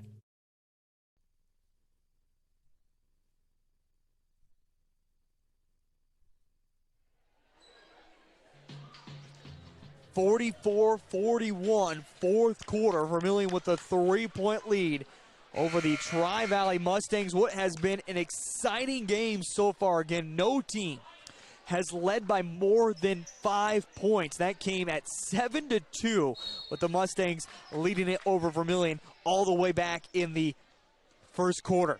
Vermillion right now trying to make it more than that as they have it in the front court, 44-41.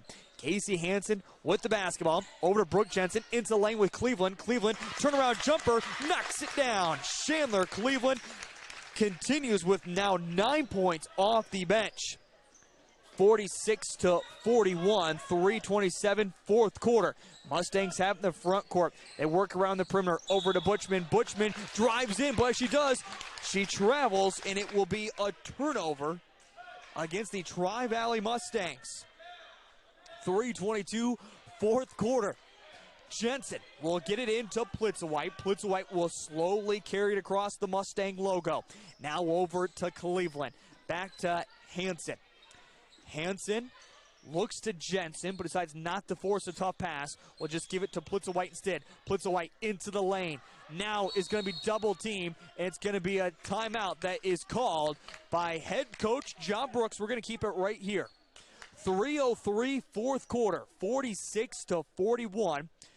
Vermillion 2-1 on the season. The Tri-Valley Mustangs 3-1. Both teams 1-0 in the DAC-12 conference. And we talked to John Brooks in our pregame interview, and my last question to him was, how important is momentum getting this win against the Mustangs before going into the Christmas break? And he said, so important now having a new game back on the schedule before we take on the Lady Titans of T area again. That new game that's been put back to the schedule comes up Wednesday, December 30th against Sioux Valley. Last time checked, Sioux Valley was all over Beersford in the first quarter, 17-2. Back in action right now. Vermillion has it 46-41. It's controlled with Ludwig along the far side. Ludwig, she is double teamed. Forces up a shot, and nice job by Shandy Ludwig to do so as she drew the double team to draw the contact, put up the shot, and with that we'll head to the free throw line as it's now the 7th team foul against the Mustangs. It is the 4th against Blaine Gakey. And the first free throw knocked down from Shandy Ludwig, who has 4 points for the game, all coming in this fourth quarter. And now Cleveland will come out for a breather. Leah Herbster will come in. Leah Herbster has seen a little bit of foul trouble, 3 personal fouls, but does have 6 points in the game. Second free throw, this one off the mark. It is a 6-point lead, 47-41, the biggest lead for either team, and now belongs to Vermillion. It's Butchman, gets it underneath the hoop to Grindy, and a quick foul is going to be given underneath the hoop, which is going to be the 10th team foul. It goes against Casey Hansen, her 4th personal, and it should be double bonus now upcoming for Lauren Grindy. Again, Grindy, 10 points in the game, all coming in this second half. First free throw off the mark. She finds herself this evening now 2 of 4 from the charity stripe. Second free throw with 2:47 fourth quarter upcoming. Knocks it down. 47-42. Vermillion, you want to work some of the clock, but you don't want to waste too much time and get yourself out of a rhythm they find themselves in. A quick corner 3. This hits nothing for Shandy Ludwig, and it's pulled down by Tabor Teal. Mustangs still in the backcourt. Will get it up to Gakey across the timeline. Back to Tabor Teal. She thought about shooting the 3, decides not to. Now down to a low block as tough defense from Leah Herbster, but Teal knew what she was doing on the drive and forces the contact against Herbster, picking up her 4th personal. And now Vermillion has given up 11 fouls in this second half. Again, double bonus for the Tri-Valley Mustangs. Tabor with the made free throw gets her first points of the fourth quarter. And Leah Herbster will come out as it will be Cleveland who will come back in. Second free throw knocks them down both for Tabor Teal, who now has, I believe, 19 points in the ball game so far. Now a timeout called by head coach Dan Jewett of the Tri-Valley Mustangs. And the Mustangs find themselves on a little bit of a 4-0 run. And back in it, 47-44. Don't forget Vermillion boys and the Tri-Valley Mustang boys come up next. And Vermillion boys, while we have a quick sec, find themselves ranked inside the top 5 according to the media after T has lost their first 2 games against, though, Del Rapids and Dakota Valley, 2 ranked teams inside that top 5. But again, T-Area moved down to 6th, and it let Vermillion move up to 5. Should be some exciting action. That's coming up. Vermillion boys trying to move to 3-0 on their season. 2:21, though, still in this final frame. Vermillion with a 3-point lead as they have it in the front court. It's with Hansen. Now try to get to Plitzowite. It will go through the hands of Plitzowite. as John Brooks throws his little water bottle in the air and almost his little bit of frustration. Shouts out some commands to his team as Mustangs will have it back after the quick turnover for Vermillion. The press is on. Tabor Teal in the backcourt needs to get it across the timeline. Will get it up to Butchman as they do so. Now into the lane with Monin. Back out to Grindy, to the top to Teal. Teal will drive in, tries to force up a shot, misses, but it's rebounded. Another quick three by Butchman. This one off the mark. Offensive rebound once again for the Mustangs. They have it underneath the hoop. Back out to Butchman, and now tries to force a pass. It's going to be Jensen who steals away. The one-on-one. Jensen is going to go up way too strong, misses everything, and it will be picked up by Butchman, and Ludwig will commit the foul. And it will go all the way from end to end to give bonus to Butchman on a foul that Ludwig didn't need to give on an easy layup. It looked for Brooke Jensen. She just forces it too tough and missed the lay-in. So now Butchman, who has 5 points in the basketball, 4 points, who is 1 of 4 from the free throw line, will make the first one. And Jensen will come back out as Leah Herbstow comes back in. 138 47 to 45, as Butchman will head to the free throw line to try to make the second one, and she does so, bring it into with a 1-point game, 47-46. Lexi Plitzowite in the backcourt. Plitzowite gets it up to Cleveland. Cleveland all by herself. Now we'll kick back out to Lexi Plitzowite with a 1-point lead for the Tangers. Still Plitzowite pushes over Tabor Teal, and it's going to be a foul against Lexi Plitzowite. Great defense by Tabor Teal as Plitzowite tried to make a move, shoved Teal out of her way, and Plitzowite picks up her 4th personal foul. And now with 81 seconds left in the game, Mustangs have a chance to take back a lead. Teal in the backcourt, up to Butchman. Butchman across the timeline, back to Teal as she is double-teamed, trying to get past the tall arms of Leah Herbster, all the way over to Grindy, wide open in that far corner. Back to Butchman, now to Tabor Teal on the bounce pass. Teal gets it back over that corner, 13 seconds on the shot clock. Vermillion playing the zone defense. Back out to Teal. She'll shoot the three. Front iron off the mark, but offensive rebound. Back out to Butchman. She shoots the three. It's a big one for Steph Butchman. It's a 2-point lead, 49-47. Plitzowite into the front court. Plenty of time for the Tangers. Plitzowite will go end to end, lay off the glass, and good for 2. We're tied, 49-49. Shot clock is off. It can be a hold for last second shot for the Mustangs, but it's going to be Monin who lays it all the way in, but it's a charge taken by Shandy Ludwig underneath the hoop, and Vermillion will have it back with 28.2 seconds remaining. We're tied, 49-49.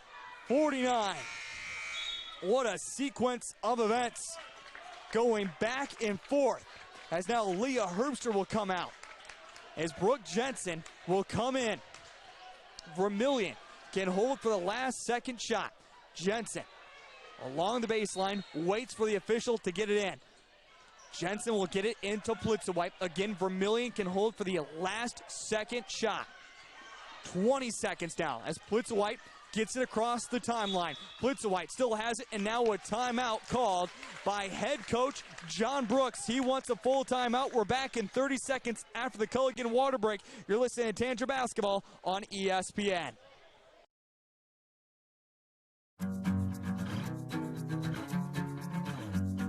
Make space for tall items. Quickly and easily move the bins side to side for convenient storage options.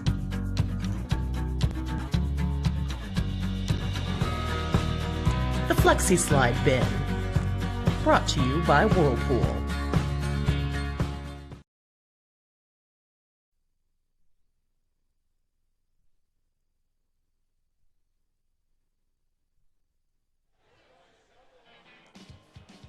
$49-49. Did you expect anything less from the Tri-Valley Mustangs and the Vermillion Tanagers and girls basketball action? I'm Heath Nimke. Great to have you along on this wonderful evening. If you're enjoying this, stick around. We got more coming up It's a doubleheader between Vermillion and Tri-Valley. John Brooks still drawing something up as Vermillion will have the basketball. And again, 17.6. Vermillion can hold that last second shot. It will be Jensen. They're trying to get to Plitzowite, and finally they do so. Plitzowite just holding for that last second shot. Now 10 seconds. Still Plitzowite at the Mustang logo. Plitzowite at the top of the key. Spin in the lane with 4 seconds. Plitzowite back out. Hansen, the three-pointer. Hansen, front iron, back iron. Plitzowite back up with it. Can't get it to go. We have ourselves overtime. 49-49 after the fourth frame here in this one between Tri-Valley and the Vermillion Tanagers. Both teams will head to their benches to get quick instructions from head coach John Brooks of Vermillion and Dan Jewett of the Tri-Valley Mustangs. This is what we got for you. 4 minutes back up on the clock. Again, we're tied 49-49. Vermillion has already given Tri-Valley double bonus. That has not happened yet for Vermillion, as Tri-Valley has only given up 8 fouls through that second half of play. What if we're tied at the end of 4? Well, we just keep on going until we get ourselves a winner. Vermillion in their all-red uniforms will come out with just 2 starters, Ludwig and Plitzowite, Cleveland, Jensen, and Hansen off the bench. And it's the all-5 starters for the Tri-Valley Mustangs: Butchman, Teal, Monin, Gakey, and Grindy. We will have a jump ball is how we begin overtime. Jensen, along with Monin, it's going to be controlled by the Mustangs, and here we go into this overtime. It's controlled with the Mustangs and Butchman on the near wing. It's going to be stolen away, though, by Jensen. Jensen trying to get on the fast break. Jensen quickly off the glass, and good for 2. Brooke Jensen scores the first 2 points in overtime, 51-49, 3:38 here in this overtime frame. It's now over to Teal, to Butchman, who gets a screen from Monin, or excuse me, from Gakey, but they pass it back out to Monin. Now Teal has it guarded closely by Jensen. It's back over to Butchman, over to Teal. Teal at the elbow, splits a double team off the glass, too strong, tries to get back her own rebound, does so, and Tabor Teal right back up with it. She has 21 now in the ball game. We're tied 51-51. It's trying to force a pass underneath to Cleveland. Cleveland picks up the loose basketball, and up and good for 2. Cleveland now with 13 points in the ball game. That is a career and season high for her. And it's a 53-51 lead for the Vermillion Tanagers. It's Butchman underneath the hoop. She throws off the back of the glass, and it's now up to Cleveland as she turns around last second. Loose basketball is up with Plitzowite. Back to Cleveland. Cleveland travels in the lane as she got it from a no-look pass from Lexi Plitzowite. She just wasn't expecting it. And unfortunate, it's a turnover. Otherwise, it was an easy 2 points for Cleveland. 53-51, 2:35 in overtime. Teal has it. She's waving around her offense. Still Teal gets a screen from 1. Cleveland guarding closely at the elbow. Still Teal. And now a timeout is going to be called by head coach Dan Jewett of the Tri-Valley Mustangs. We'll take a quick 30-second Culligan water break. You're listening to Tanager Basketball on ESPN. We're in overtime. We're back in a moment. Pump up your car, coolers, and tummy with Pump and Pack in Vermillion. Whether you're coming or going, we are here for you when you need us with what you need. Grocery items, beer, snacks, fuel, wine, hot dogs, pizza by the slice, and now for real ice cream smoothies and shakes, cookie dough, strawberry banana, and even mocha latte. We are open when you need us 24 hours a day with what you need at Pump and Pack on West Cherry Street in Vermillion.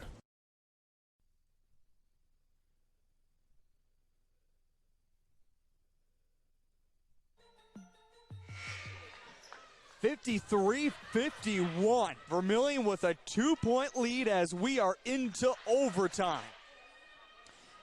Basketball will be with the Tri-Valley Mustangs after the timeout from head coach Dan Jewett.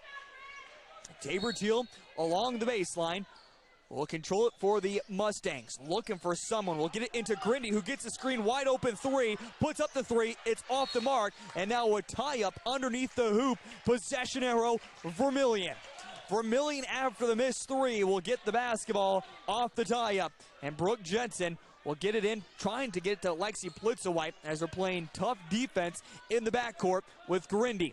Plitzowite still with it, and did she double dribble? She did. It's a quick turnover right back to Tri-Valley. It's the 8th turnover for Lexi Plitzowite in the basketball game. 53-51. We're not quite halfway through overtime. We began at 4 minutes. We're at 2:12. It's controlled in the far wing with Gakey to Tabor Teal. Teal with the right-handed dribble. Now to Butchman. Butchman works it back to the top again. It's now past to Monin. Monin drives in way too strong with the layup, and it's going to be ripped down by Lexi Plitzowite, who already has herself a double-double for this evening. Now over to Jensen. Over to Ludwig. Passing around the perimeter, 22 seconds on the shot clock. Jensen to Chandler Cleveland. She comes off the bench and already has 13 in the ball game. She hit double digits before we even hit the overtime. Now to Hanson, back underneath to Cleveland. Cleveland in the lane, up strong with it, and Chandler Cleveland now 4 points in overtime. It's up to a 4-point lead for Vermillion, 55-51, under 90 seconds now. Butchman, bounce pass to Teal. Teal, turnaround, tries to force something up against Plitzowite. This one is off the mark, and it's rebounded by Vermillion. Ludwig into the front court, now over to Hanson. We could put a nail in the coffin, and now Tabor Teal is going to run through Shandy Ludwig. Ludwig might have went down easy, but again, is able to draw the contact against Tabor Teal. Teal picks up just her 3rd personal foul, hasn't given up a foul since that second quarter, but it is the 9th one, and it will send Shandy Ludwig to shoot a 1-and-1. 4 points for her in the ball game. All came in that 4th quarter.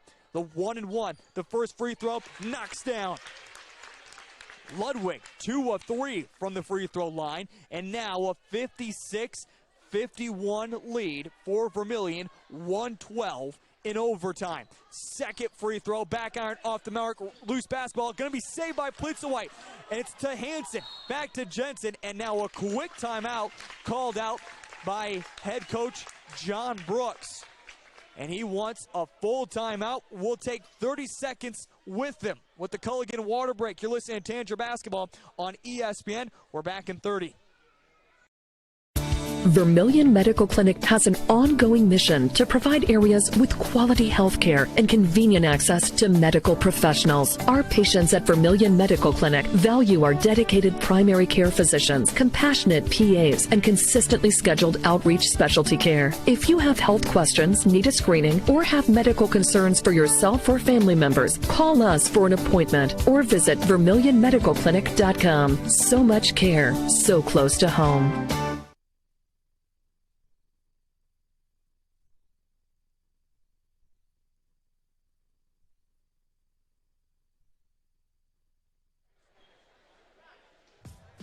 (56-51). It's a 5-point lead in overtime for the Vermillion Tanagers, trying to get the 3-1 and head into Christmas break with a little bit of a smile. How about this for a Christmas treat if the Vermillion Tanagers can finish this one off?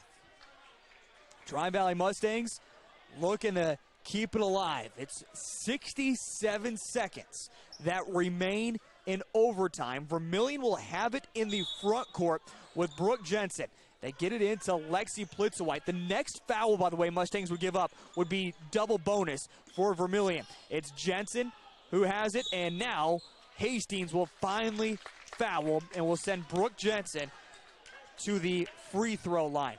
The biggest point you can make about this game would be the bench points, as it has been, if I calculate it up correctly, 25 for Vermillion, 0 for Tri-Valley. First free throw for Brooke Jensen on the double bonus, knocks it down. Jensen now has 7 in the ball game, coming off the bench. 57-51, second free throw, hits it. 8 points for her, and Vermillion now takes their biggest lead of the game, 58-51, 59.3. That remains in overtime as we get a quick correction with some officials. And now we're ready to go. Quickly, the Mustangs need to go with offense. They're still in the backcourt with Tabor Teal. She splits a double team. Still Teal. Back out to Butchman. They need a quick shot. Now over to Grindy. And they continue to move around the perimeter. Finally, Tabor Teal hosts up a big three. This one off the mark. It's going to be rebounded. And a quick foul underneath the hoop. I believe it's going to come against Caitlin Monin. And if it does, that is number 5. And she is going to foul out of the game. She finishes with 6 this evening. And it'll be Hastings who will make way coming off the bench. But Chandler Cleveland, more importantly, will head to the free throw line. 15 points for her off the bench. A season and a career high. Misses the first free throw. How about a night that she comes into the game averaging just over 6 points. An impressive performance as the second free throw. She knocks it down, 16. 59-51, and that made free throw might just be the nail in the coffin for the Vermillion Tanagers to get out of Tri-Valley, escape from Tri-Valley with the win. Tabor Teal, an NBA 3 off the mark. It's going to fall into the hands of the Tanagers and Hansen. And we'll see if Grindy decides to foul. She will. It will send the best free throw shooter for the Vermillion Tanagers to the free throw line to shoot a pair. 22.8 is all that remains. We will take a 30-second break here on ESPN after the conclusion of this one, and the boys' pregame show will come up right away. First free throw is knocked down from Lexi Plitzowite, who again now with that, her first points of overtime makes them both. 22 for the game for her. 61-51. 18 seconds. Teal splits a double team, lays it off the glass, and good for 2. 23 for her. And now Dan Jewett is going to call a timeout. We went into overtime, 49-49. Tri-Valley has scored just 4 points, Vermillion 12. And that looks like what it's going to be the big difference. It has been just a back and forth game, as we mentioned, in that entire just normal of action, of regulation, I should say. It was never a lead bigger than 6 for either team. In a final crazy sequence, and the final 30 seconds of the fourth quarter, was able to tie it up from the Vermillion Tanagers to send it to overtime when they did have a chance at getting a game winner, but coming into overtime strong and again have outscored the Mustangs 12-4. Jensen will get it into Lexi Plitzowite. Plitzowite still in the backcourt, really just needs to get it across the timeline. Will finally do so. I don't believe they're going to foul. They won't. It will be Plitzowite over to Hansen. She'll hold on to it. 61-53 is our final, as Vermillion will get the win over the Tri-Valley Mustangs, move to 2-0 in DAC 12 play, and also move to 3-1 on their season. All right, we're going to take a 30-second break, and when we come back, it's the Vermillion Tanagers boys pregame show. That is on the way next on ESPN 101.5 AM 1570 and around the world, KVTK.com. Clay County Abstract and Title Company has a complex job that boils down to something very simple: helping you purchase your dream with confidence. When investing in a new home, a new site for your business, or piece of property, you want peace of mind that the property is truly yours. Clay County Abstract and Title Company has been doing just that since 1946. Clay County Abstract and Title Company, proud supporters of Vermillion activities and proud to be a part of your dreams come true.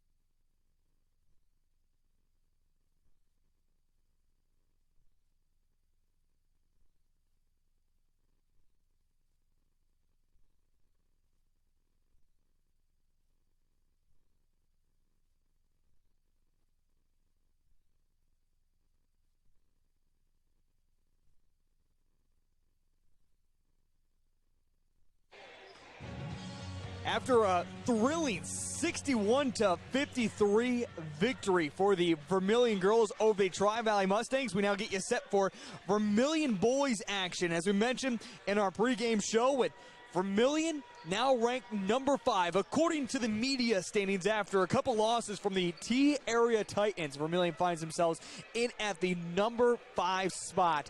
And it's going to be exciting. Those first 2 games, as we mentioned, with head coach Jay Drake, were preseason basketball basically for the boys, taking on 2 lesser Class B opponents. Nothing to take away from Bonhomme by Irene Wakanda, but again, a little bit better of competition for the Vermillion Tanagers and just as many options as they have with their team and, of course, with the school as well. But now open up not only Class A basketball, but also DAC 12 against the Tri-Valley Mustangs, who find themselves at 2-2 on the season, 1-0 in Region 3, and also 1-0 in DAC 12 play. You just got done hearing Jay Drake mention in our pregame show a team that got the win over Madison in that DAC 12, and also, as I mentioned, a win over Garrettson within the region. So they're coming in with a lot of confidence, and so is Vermillion, looking to see how they can charge now through this season and heading into the Christmas break. Then coming out of Christmas, they go right into another Class B opponent, but that Class B opponent is the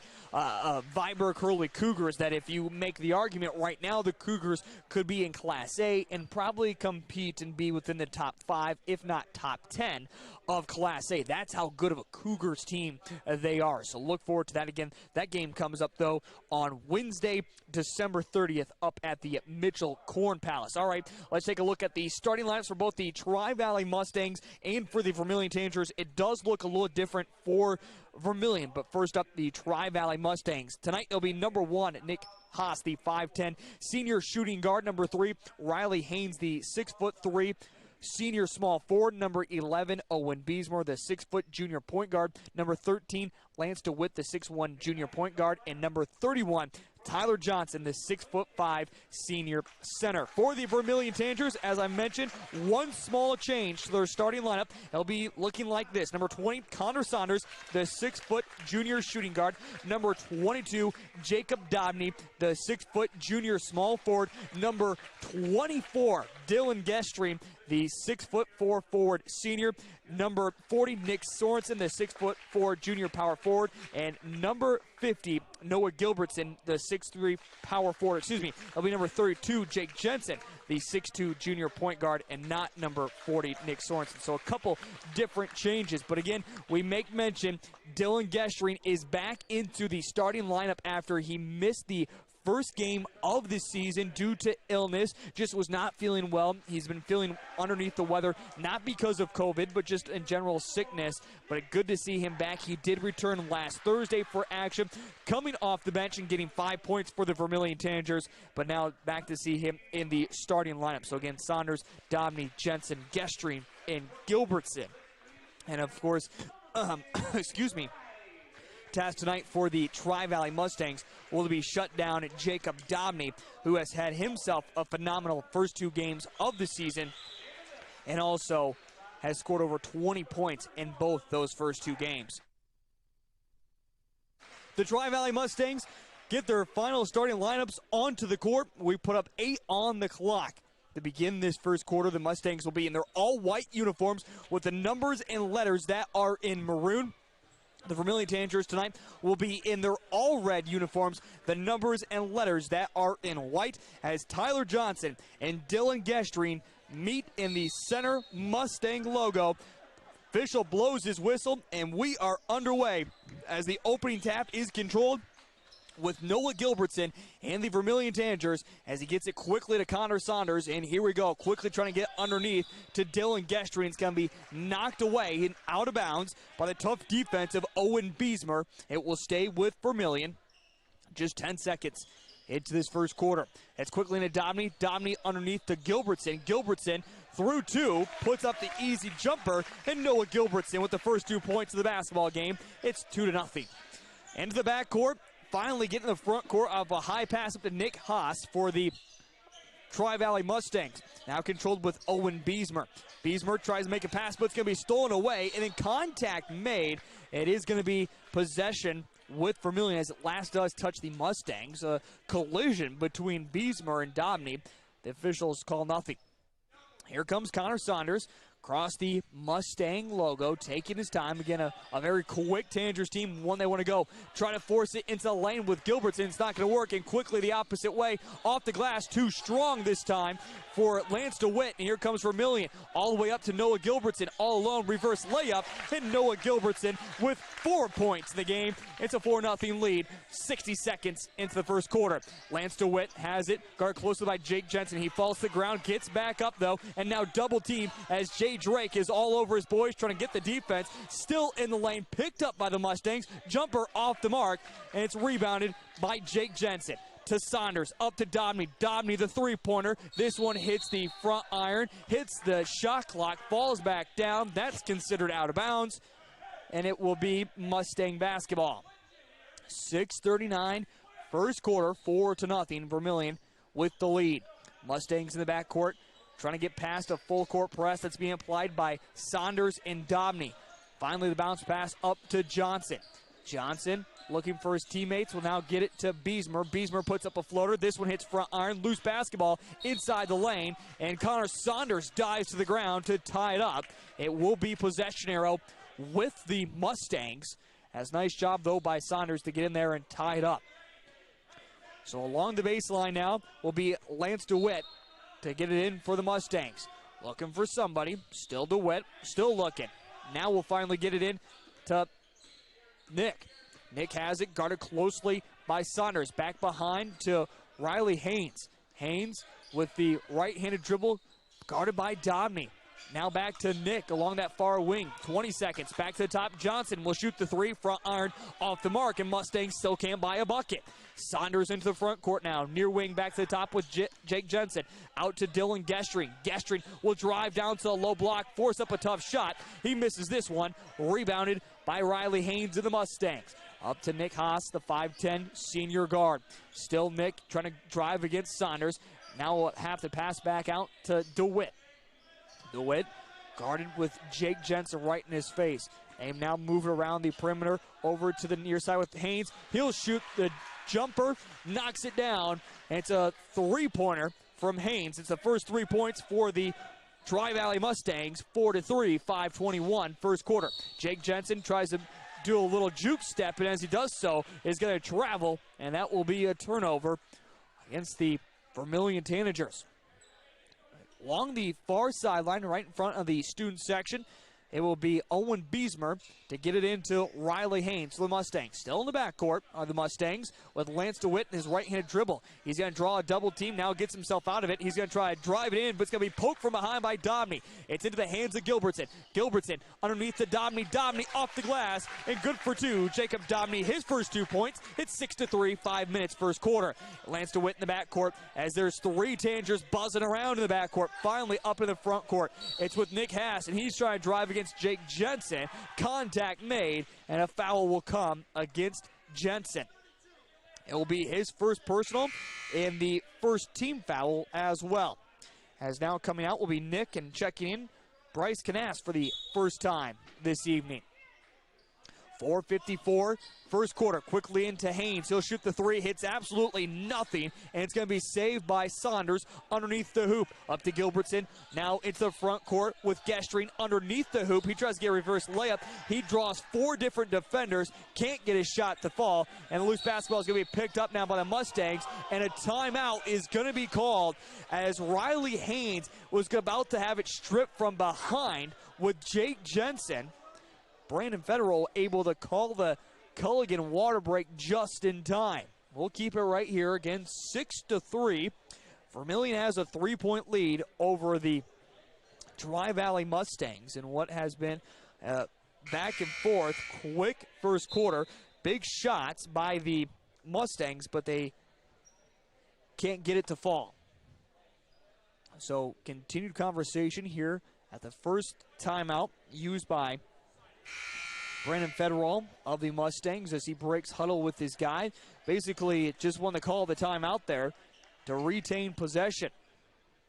Jay Drake has been active along the Tanager bench, shouting out plenty of things, and has his small conversation with his guys. Now back in action with the Mustangs. They try to force a pass underneath to Bryce Canast. Loose basketball is going to be picked up by Bryce, and Tyler Johnson, after the missed shot, flies in to get the offensive rebound. It's another three-pointer, another miss for the Mustangs, and pulled down this time by Gilbertson. Up to Dobney. Dobney to the free throw line. Jumper for him. Knocks it down. Jacob Dobney. 4 points in the game for him. Noah Gilbertson and Dobney have all 8 points. Now a loose basketball knocked away by the Mustangs. It's going to be picked up by Dobney. He'll drive in and going to get knocked from behind with his layup that will go out of bounds. But again, a foul that comes against Riley Haynes. Haynes first personal, the first team foul, and Dobney will head to the free throw line to shoot a pair. The first free throw is off the mark. So Dobney will begin his night 0 of 1 from the free throw line. As now checking into the game will be, for the first time, Nick Sorensen, as Jake Jensen will come out. Second free throw is good for Dobney. Now give him 5 points, 9-3, halfway through the first quarter. The Mustangs have it in the backcourt, split double team to get it into the front court. Now Nick Haas has it. Along the near wing, guarded closely by Dylan Gestring. Over into the corner, they shoot it with Haynes on the near side. Back to the top with Johnson. Johnson will drive in. He'll try to force something, and a foul is called, as it will be Sorensen who takes the charge against Tyler Johnson. Nice job by Sorensen to come in right away and draw a good foul. And now Dylan Gestring will come out for the first time this evening, as Cale Mockler will check in. 9-3, 3:43 first quarter. Connor Saunders into the front court. Will now get to Dobney. Dobney down to the low block. Has his shot deflected away, and it falls into the hands of the Mustangs. Bryce Canast up to Johnson. Johnson tries to shave it, and it will go out of bounds off the knee of Bryce Canast, as Cale Mockler was right there as well. But again, goes off the knee of Bryce, and it will be Tanager basketball. 3:30 and counting first quarter. Across the Mustang logo, Saunders. Now over to Cale Mockler, to Dobney at the free throw line. He'll pull up from there, jumper. This one rims in and out. Nick Sorensen fighting for the rebound, and now a whistle is going to be called, as it was loose basketball. And they say Dobney reaches in and draws contact to pick up a foul. Jacob Dobney with his first and the second team foul. Still 9-3, only 3 points for the Mustangs have been a Riley Haynes three-pointer. Speaking of, he has it along the far free throw line extended. Back to the top, they work it with the Mustangs. Now over to Nick Haas, as it's going to draw a screen. He tries to force a pass underneath the hoop, and it's going to be Swartz there to knock it back to Haas as he goes out of bounds. So it'll be a turnover along with the Mustangs, and Vermillion right back with it. 9-7, and Noah Gilbertson will come out as Dylan Gestring will come back in. Saunders into the front court will get it over to Dylan Gestring. Now to Dobney, over to Cale Mockler. Pump fakes the three, Mockler at the near wing. Now to the elbow with Sorensen. Back to the top with Saunders. He takes 2 steps into the perimeter, puts up the jumper off the mark, but an offensive rebound for Vermillion. Back out to Gestring. Now to Cale. He'll shoot the three. Bingo! Cale Mockler, his first 3 points off the bench. And Vermillion now extends it to a 9-point lead. 12-3, 2:18, first quarter. Riley Haynes, he'll drive down to a low block, try and take the charge. It's another one. Another charge taken by Nick Sorensen. It comes against Tyler Johnson. He picks up both his fouls against Nick Sorensen, taking those charge. The third team foul as well for the Mustangs. 2:14, first quarter, 12-3. You wonder why they're ranked number 5 in Class A right now, the Vermillion Tanagers. This is the reason. Their defense is stout. Cale Mockler has it in the front court. Gets it to Dobney. Dobney off the glass and good for 2. Dobney now with 6 points in this first quarter. 14-3. It's an 11-point lead. Quickly in the front court, Mustangs just trying to build some kind of offense. It's a tough shot, and somehow the baby hook falls for Owen Beesmer to finally end the Tanagers' 9-0 offensive run. 14-5, Dobney into the front court will get a screen from Kale Mockler. Uses it a little bit. Now will work it to Kale. Down to Sorensen, back out to Saunders. Saunders, he'll shoot the three. Knocks it down. Connor Saunders, his first 3 points of the basketball game. Vermillion is hot from everywhere. 17-5. 84 seconds, first quarter. Now Nick Haas, he'll drive down to the low block as he does so. Contact the first time, then from behind. The foul will be against Nick Sorensen, both times making the contact against Nick. His first personal and the third team foul, and Jay Drake will go in for a quick explanation. He'll get it, and back in action. Mustangs have it. Into the corner with the Witt. He'll shoot the three, back iron off the mark. Saunders tries to get the rebound but can't come down with it. It's the Mustangs who have it at the low block with the Witt. Back out to Beesmer. Beesmer the jumper. This one off the mark, and now a rebounding foul against Bryce Canas as he had the battle against Nick Sorensen. Getting a little chippy here at the end of the first quarter. Canas will pick up his first personal and the fourth team foul. Dobney will come out. Noah Gilbertson back in. 17-5, 1:03 first quarter. Saunders is the only starter that has spent this entire first quarter on the court. Kale Mockler has it. Now looking for someone to get it to. Will finally get it to Saunders. Saunders working off of a screen. Now back out to Mockler to the top with Gilbertson. 11 seconds on the shot clock. It's Gestring back out to Kale Mockler. 7 seconds now. Gestring, he sees it. Back out to Mockler. He'll shoot the corner three. Kale Mockler, he hits again. 6 points for him off the bench. It's 20-5. Oh boy, Kale Mockler is quickly getting going in this first quarter. It's now with the Mustangs. Canast on the far side into the corner. Trying to get something going with Levi Hansen. Now back to Nick Haas, to Lance DeWitt. Again, the Mustangs can hold for the last second shot if they want to. Bryce Canas with now 4 seconds. Over to DeWitt, he forces up a three. This one off the mark. Sorensen will have it. He'll throw it down quarterback style. It hits off the backboard, and that will end the first quarter. It's Vermillion all over Tri-Valley. 20-5. We're back in 1 minute. You're listening to Tanager Basketball on ESPN 1015 AM 1570. Around the world, kvtk.com.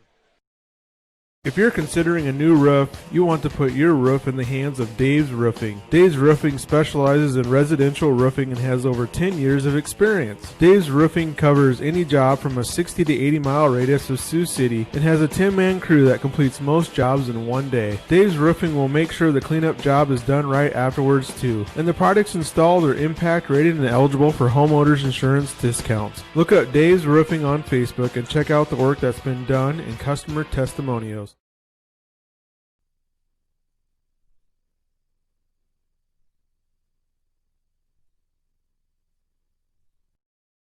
So we're buying a bigger home. A 4-bedroom, but, with room to grow. If your ocular cavity is malfunctioning. Because we want kids. Calculating offspring life insurance. No, wait. We only have a cat. Calculating farm insurance. Is there somebody else who can help us? Only a human who knows you can create a plan that's right for you. That's why for 80 years we've built relationships first and plans second. It's your future. Let's protect it. Contact Farm Bureau Agent Debbie Profrock in Vermillion at 605-624-3011. They lead it all over the Tri-Valley Mustangs as we get back into quarter number 2. It's Vermillion who will start with the first offensive possession. All 5 stars back out there, including Jake Jensen, who throws up the three. He misses offensive rebound. Back out to Noah Gilbertson. He puts up a three, and then a travel. Oh, my goodness. This is how bad it's going for Tri-Valley. A rebounding battle between Bryce and Nick. They both fall to the ground, which is going to result in a travel. And he'll give it right back to Vermillion. Ugh. Vermillion will have it. They'll take it. 20-5 with Connor Saunders in the front court inside the perimeter. Back out to Jacob Dobney now. And the first 30 seconds are gone. Dobney, fadeaway jumper, knocks it down. My goodness, 8 points for him. Again, he averages over 20 through the first 2 games of the season. It's 22-5, 7-17 second quarter. Into the front court, the Mustangs, they need something just to build offensive right now. It's Bryce Canast who has it. Into the corner with Lance DeWitt, guarded closely by Jake Jensen. Back out to Nick. He'll shoot the three. Front iron off the mark. Rebounded, though, by the Mustangs. Underneath the hoop, it's going to be a block shot. As going up with it, it was Beesmer. Gilbertson, though, the block shot. It's Jensen all the way up to Gestring. Now bounce pass underneath the hoop to Dobney. He loses it, has to chase it back out to the near wing. Now Dobney will drive in. He'll put up a shot partially blocked by Johnson, but contact is made. Johnson will pick up number 3, right? No. Scorer's table has him down for 2. So 2, but it is the 15th foul. I marked him for 1 too many somewhere. And Dobney will head to the free throw line where he's 1 of 2 this evening as he'll make his second of 3. 23-5, 6:45 second quarter. And Johnson will come out. And now coming in will be Levi Hansen. Second free throw, knocks him down both for Dobney. As Dobney now with 10 points in the game so far, 24-5. Into the front court, it's the Mustangs, again, trying to build some kind of offense. A jump shot from Owen Beesmer gets it to fall. Beesmer with 4 points in the game. 24-7, 6:23. Second quarter, Vermillion has it in the front court with Jake Jensen. Jensen 2 steps into perimeter, jump shot, misses. Trying to battle for the offensive rebound is Saunders, but can't pull it down as the Mustangs are there with a couple to get it. Now here come the Mustangs with Lance DeWitt. DeWitt, the right-handed dribble. Now going to hand off to Levi Hansen. Levi Hansen at the elbow. Kicks back out to Bryce Canast at the near wing. He tries to make some separation for himself. Now underneath his legs. Double team, gets it back out. Beesmer, another jumper. This one off the mark and rebounded by Connor Saunders. 24-7, here comes Saunders. Saunders will go end to end. As he does so, contact as he tries to get around Bryce Canast, and it'll be a foul that will go against Bryce. Is the 16th foul and the second one against Bryce.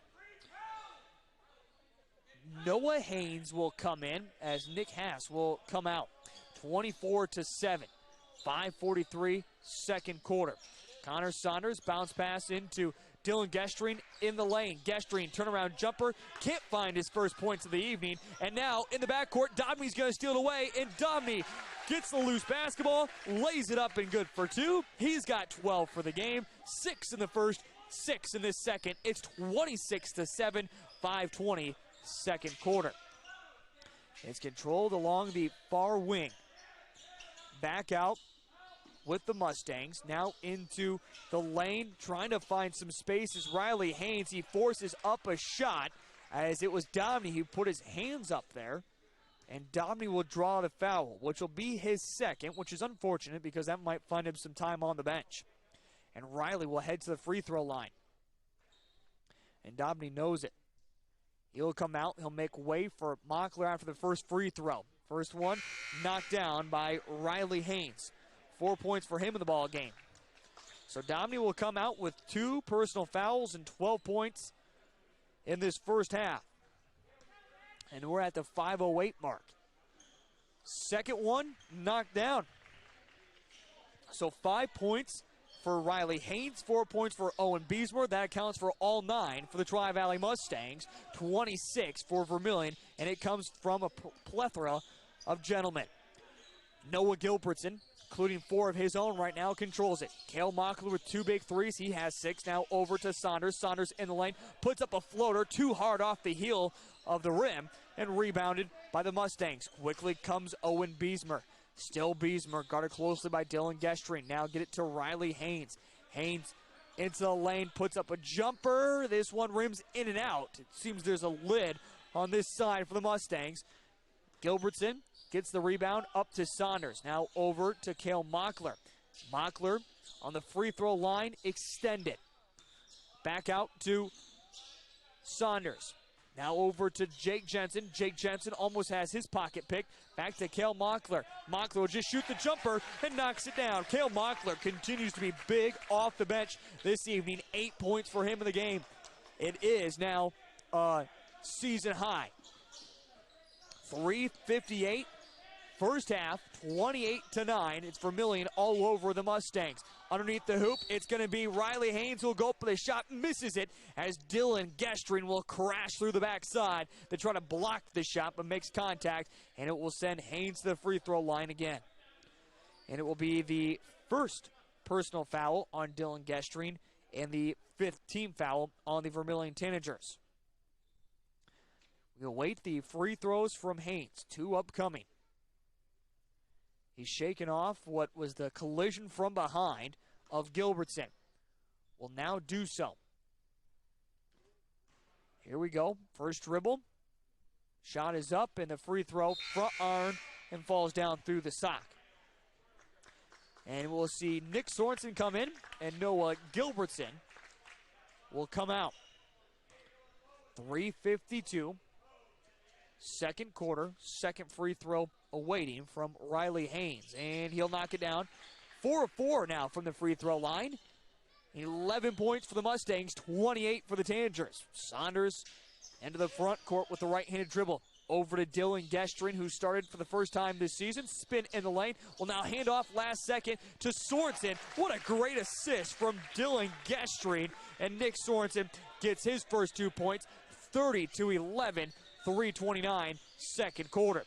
DeWitt has it. Back out to Riley Haynes, who will fake the 3, try to get a pass down to Levi Hansen. Hansen had no idea the pass came and went way above his head and out of bounds. So a quick turnover for the Mustangs. Good thinking by Riley Haynes, but the brain connection was not there from Levi Hansen. Now controlled with Saunders. It's going to be Jake Jensen to Dylan Gestring in the lane. Gestring fighting. Puts up a shot, can't get the fall. Kind of trying to get back his own rebound, being tipped around a little bit. And finally, it's going to be pulled down by the Mustangs. 32-11, 2:53, second quarter.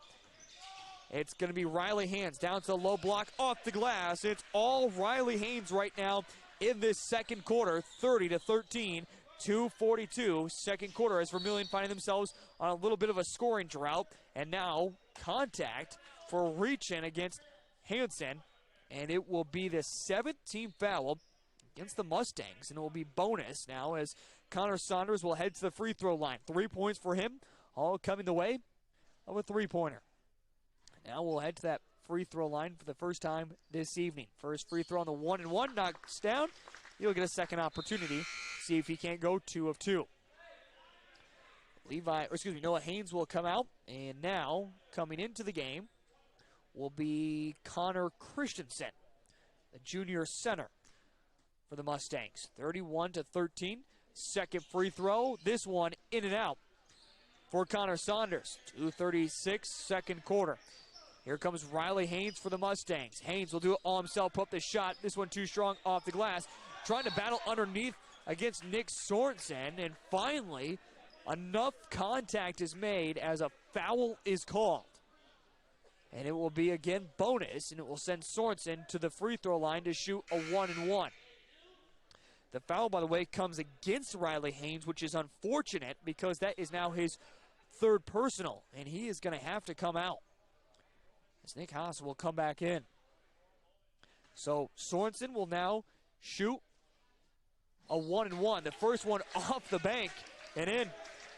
Sorensen, 3 points, all coming in this second quarter. 32-13, trying to make it an even 20-point lead. Second free throw, this one front iron, back iron, and off the mark. And now the Mustangs trying to save it along the baseline as the basketball is loose. They can't do so. So Vermillion, after the missed free throw, will get it right back with the quick turnover against the Mustangs. 2:26, second quarter. By the way, at halftime, the Saunders Chiropractic halftime show, we will not catch up with John Brooks. Quick dish inside to Gestring, and Dylan Gestring off the glass and good for 2 for his first 2 points of the evening. 34-13. And now a tie-up underneath the hoop will be possession arrow the way of the Mustangs as it's tied up between Sorensen and this time Levi Hansen. 34-13 to 11 second quarter. Mustangs have it along the baseline, looking for someone. Finally dish it deep to Levi Hansen. Now back out to Nick Haas, and he's going to have his pocket picked by Saunders. Saunders will go into in, lay off the glass. Too strong, but a foul comes, and it will send Saunders to the free throw line with a smile on his face. 2:03 in this second quarter is all that remains. The foul will come against Connor Christensen, which will be his first personal foul. The first free throw is off the mark for Connor Saunders, where he is now 1 of 3 this evening. As I was mentioning, no John Brooks. The girls want to get on the road and get back home in time for Christmas, right? So we will not catch up with John Brooks, but that's okay. We'll just have a look at the first half statistics and scores from around the state of South Dakota. Second free throw is knocked down. 5 points now for Connor Saunders, 35-13, as we're now under 2 minutes remaining in this first half. A quick three in the near corner. This one's off the mark. Jake Jensen will save it from going out of bounds, even though he didn't need to. Saunders into the front court over to Dylan Gestring. Gestring's going to drive in. Last second kick out to Kale Mockler to the top. Three-pointer, Jake Jensen knocks it down. Jake Jensen, his first 3 points. All starters have scored now tonight for Vermillion. It's 38-13. 90 seconds remain first half. Again, Vermillion came into it ranked number 5 in the media polls, and they are showing exactly why they are number 5. Nick Haas has it. He's trying to make some room, and Gestring had his hand on the ball, but they call him for a foul as Nick was trying to make a pass. It will be foul number 6 for the team, and the second one against Dylan. And now Noah Gilbertson will come back in as Dylan Gestring will check out. To applause of the great fans that have made the travel to the middle of somewhere. Not the middle of nowhere, the middle of somewhere, as the Tri-Valley High School finds itself in the center of 3 different towns. 117, three-pointer. This one off the mark. As I was finishing my statement, now 112 remains in this first half. 38-13. Connor Saunders into the front court. Now over to Gilbertson. He pump fakes the three, will drive in, lay off the glass, too strong, and Sorensen tries to fight for the rebound, can't get it. It's picked up by Nick. He quickly comes the other way for the Mustangs, and now a loose basketball in the lane, trying to be picked around, and they're going to blow a whistle and call a foul on Kale Mockler. No, Noah Gilbertson will pick up his first. Kind of confusing there as Nick didn't have control of the basketball, but again, a foul called. It is the 7th one on the Tanagers for the team, so it means bonus, and the first free throw is knocked down for Nick. That will be his first points of the basketball game, 38-14. Second free throw on the 1-and-1 makes them both. 38-15 now. Connor Saunders, I believe, I have to double check, but has played this entire first half. Has not taken a break yet. He's done an impressive job. He controls with the offense. Now over to Jake Jensen. Jensen down underneath to Sorensen in the lane. Back out to Saunders. He'll shoot the three now. Back iron off the mark and rebounded by the Mustangs. The shot clock is off. The Mustangs can hold for the last second shot, but they probably don't want to, trailing by as much as they do. That, by the way, is 23. Nick Haas in the lane. Now we'll kick it back out to Lance DeWitt. DeWitt just taking his time at the Mustang logo. Now with the left-handed dribble, kicks it over to Nick. He'll shoot the three. This one rims in and out, and then a rebounding foul as Nick Sorensen is able to pull it down. And it will travel the length of the court for Sorensen to shoot 2 free throws on the double bonus. The foul, by the way, comes against Christensen. Connor Christensen off the bench now with his second personal. Nick Sorensen is 1 of 2 from the free throw line tonight. Now make him 1 of 3. 38-15. Vermillion has put up 40 points or more in their first 2 games in the first half. That mark right now is in danger. Second free throw is knocked down from Nick Sorensen. And now, trying to inbound the basketball, it's going to be knocked away by Noah Gilbertson and go out. It will stay, though, with the Mustangs, 39-15. 9.8 remains in this first half. Now into Nick Haas. who gets across the Mustang logo with 5 seconds. Still Nick at the wing. He'll just heave up a three. This one off the mark. And it's going to be a rebound by Jake Jensen. He will not get his three-quarters heave off in time. And that is the end of the first half. It's all Vermillion. Once again, and a dominating performance, 39-15. All right, we're going to take a 3-minute break, and when we come back, it's the Saunders Chiropractic halftime show on ESPN as the Vermillion Tanagers have a lead over the Tri-Valley Mustangs. We're back in 3 minutes with the first half statistics, all on the way. Don't go anywhere. Digital Solutions started a little over 6 years ago doing Facebook Live videos for a couple ball games. And little did we know we'd have the 2020 pandemic and so many reasons for doing live streams on our new YouTube channel. We have 12 schools we cover: Mississippi, South Dakota, and Iowa. And we're always growing. If you're interested in working with FDS as camera operator or play-by-play for the many sports we cover, or if you would like to use our services to live stream your event, email us at fullerdigitalsolutions@gmail.com and subscribe to Fuller Digital Solutions on YouTube.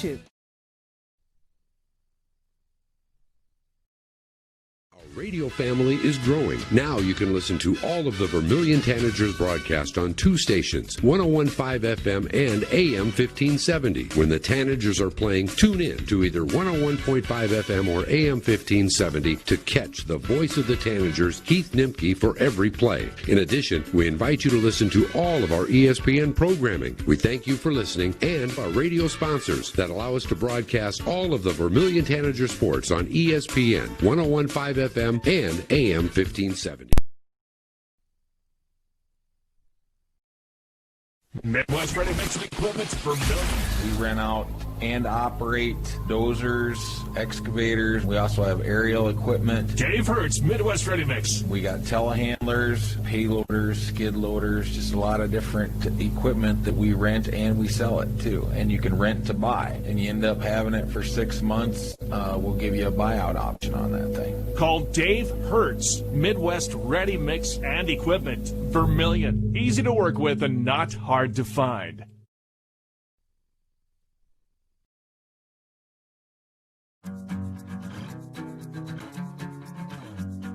Make space for tall items. Quickly and easily move the bins side to side for convenient storage options.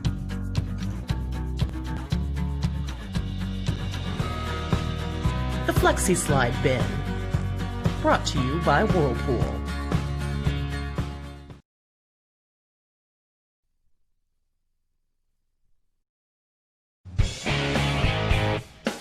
Pump up your car, coolers, and tummy with Pump and Pack in Vermillion. Whether you're coming or going, we are here for you when you need us, with what you need.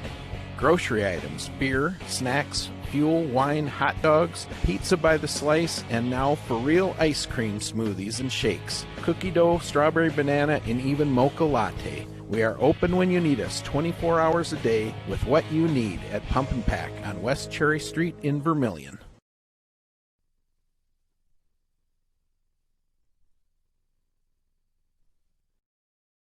Vermillion Medical Clinic has an ongoing mission to provide areas with quality health care and convenient access to medical professionals. Our patients at Vermillion Medical Clinic value our dedicated primary care physicians, compassionate PAs, and consistently scheduled outreach specialty care. If you have health questions, need a screening, or have medical concerns for yourself or family members, call us for an appointment or visit VermillionMedicalClinic.com. So much care, so close to home.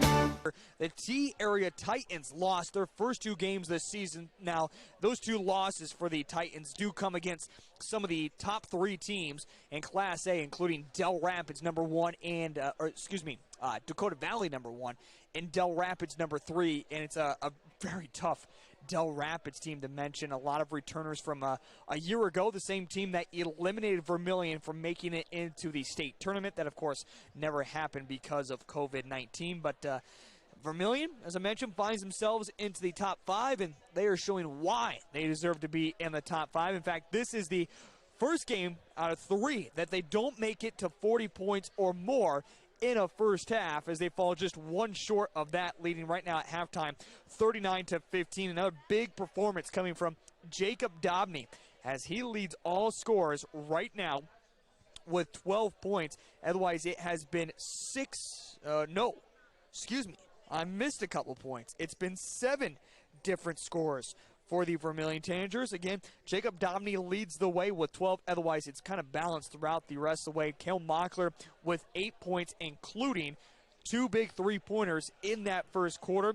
Otherwise, 5 points from Connor Saunders, 4 points for Nick Sorensen and Noah Gilbertson, 3 points for Jake Jensen, and 2 points from Dylan Gestring. As I mentioned, Vermillion is getting offense basically from everybody right now. On the opposite side, the Mustangs putting up just 15 points.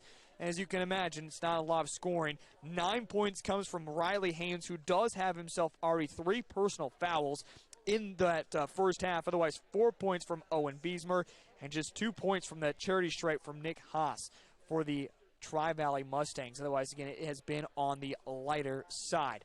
All right, we're going to step aside, and when we come back, we take a look at scores from around the state of South Dakota. That comes up in 90 seconds here on ESPN 101.5 AM 1570 and online at kvtk.com, as this is the Siners Chiropractic Halftime Show. Clay County Abstract and Title Company has a complex job that boils down to something very simple: helping you purchase your dream with confidence. When investing in a new home, a new site for your business, or piece of property, you want peace of mind that the property is truly yours. Clay County Abstract and Title Company has been doing just that since 1946. Clay County Abstract and Title Company, proud supporters of Vermillion activities and proud to be a part of your dreams come true.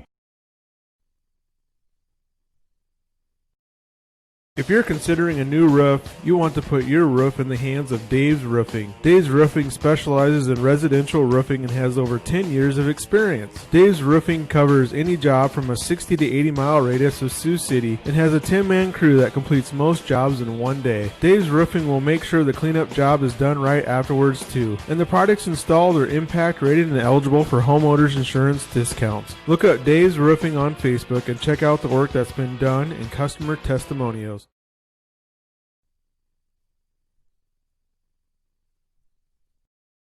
So we're buying a bigger home. A 4-bedroom, but, with room to grow. Your ocular cavity is malfunctioning. Because we want kids. Calculating offspring life insurance. No, wait. We only have a cat. Calculating farm insurance. Is there somebody else who can help us? Only a human who knows you can create a plan that's right for you. That's why for 80 years we've built relationships first and plans second. It's your future. Let's protect it. Contact Farm Bureau Agent Debbie Profrock in Vermillion at 605-624-3011. AM 1570 and online at kvtk.com. I'm Heath Nimke along with Suki Ford, as we did not catch up this evening with John Brooks. The girls want to make it their way back to home to enjoy Christmas, so it's not able to catch up with head coach John Brooks. He did say, "Would you like a comment, Heath?" And he said, "I'm like, what would you call this one?" He said, "Escaped." And that's exactly what the Vermillion girls did, as they got the win in overtime against Tri-Valley this evening, 61-53. In fact, Vermillion outscored the Lady Mustangs 12-4 in that overtime period. All right, while we have a quick chance, let's take a look at scores from around the state of South Dakota. We begin in Class A.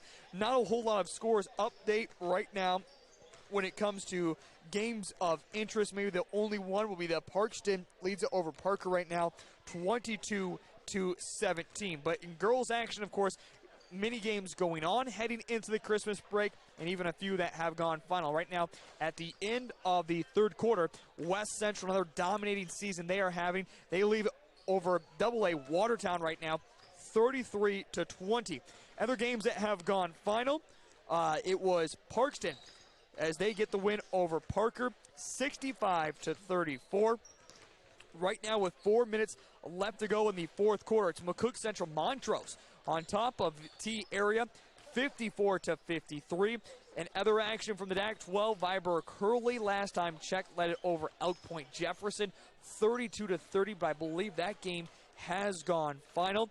Garrettson right now leads on top of Del Rapids with more teams from the DAC-12, 21-19 at halftime. And also, it was Sioux Valley at one point led it 17-2 at the end of quarter one. They do escape Beersford 59-51. Don't forget, that is Vermillion's next game for girls, that is, that comes up on Wednesday, December 30th, from the Sioux Falls Pentagon. But the boys also play that day at the Mitchell Corn Palace in the evening. As I like to call it, it's going to be the road trip from the Pentagon to the Palace. Should be a lot of fun. And that, again, comes up 2 games on Wednesday, December 30th, before we begin the new year of Vermillion basketball. And wrapping up this one and heading into that Christmas break. But before we wrap it up, we still have a second half to get to, and that's about to come up as the final buzzer goes off for halftime. Again, Vermillion at halftime leads it 39-15. As the Mustangs will come back out in their original starting 5, Haas, Haynes, Beesmer, DeWitt, and Johnson.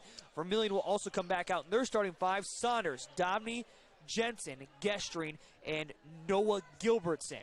As again, it's a 39-15 lead for Vermillion Tanagers, and they will begin with the basketball as we are underway. Great to have you along, and Merry Christmas and Happy Holidays to everybody out there. Dylan Gestring has it, works to the top of the key with Noah Gilbertson. Now back out to Jake Jensen. Over to Dobney. Dobney dribble in between the legs. He picked up 2 fouls in that second quarter and sat most of it. Now back to Dobney. He'll shoot the 3, leaves it short, and rebounded by Owen Beesmer. Mustangs do still have plenty of time to get back into this, but they need to make something happen quickly. Riley Haynes at the free throw line gets it to fall. That will work. Riley Haynes now in double digits for this evening with 11 points. 39-17, but still a 22-point lead for Vermillion. It's Gestring, tries to make a pass over to Dobney. It's going to be deflected out of bounds by Riley Haynes, and it will stay with the Vermillion Tanagers.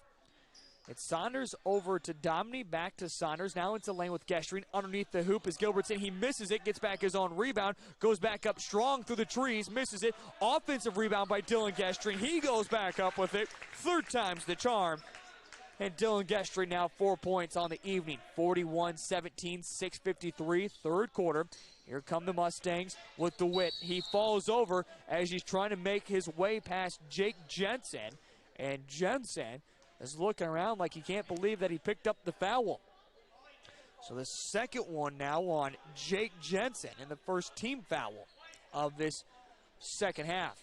DeWitt looking for someone. Finally gets it in. Quick 3-pointer from Tyler Johnson. That one off the mark. It's going to be rebounded by Noah Gilbertson. He turns around and hands it off to Jake Jensen. Now over Dobney, but it's going to be stolen away by Nick Haas. It was a telegraph pass. Nice job by Nick to go to end and lay off the glass. And good for 2. 41-19. 90 seconds gone into this 3rd quarter. Saunders over to Jensen at the Mustang logo. Back over to Saunders. Now Saunders down to low block. Put up the floater that happens to go off the side of the backboard.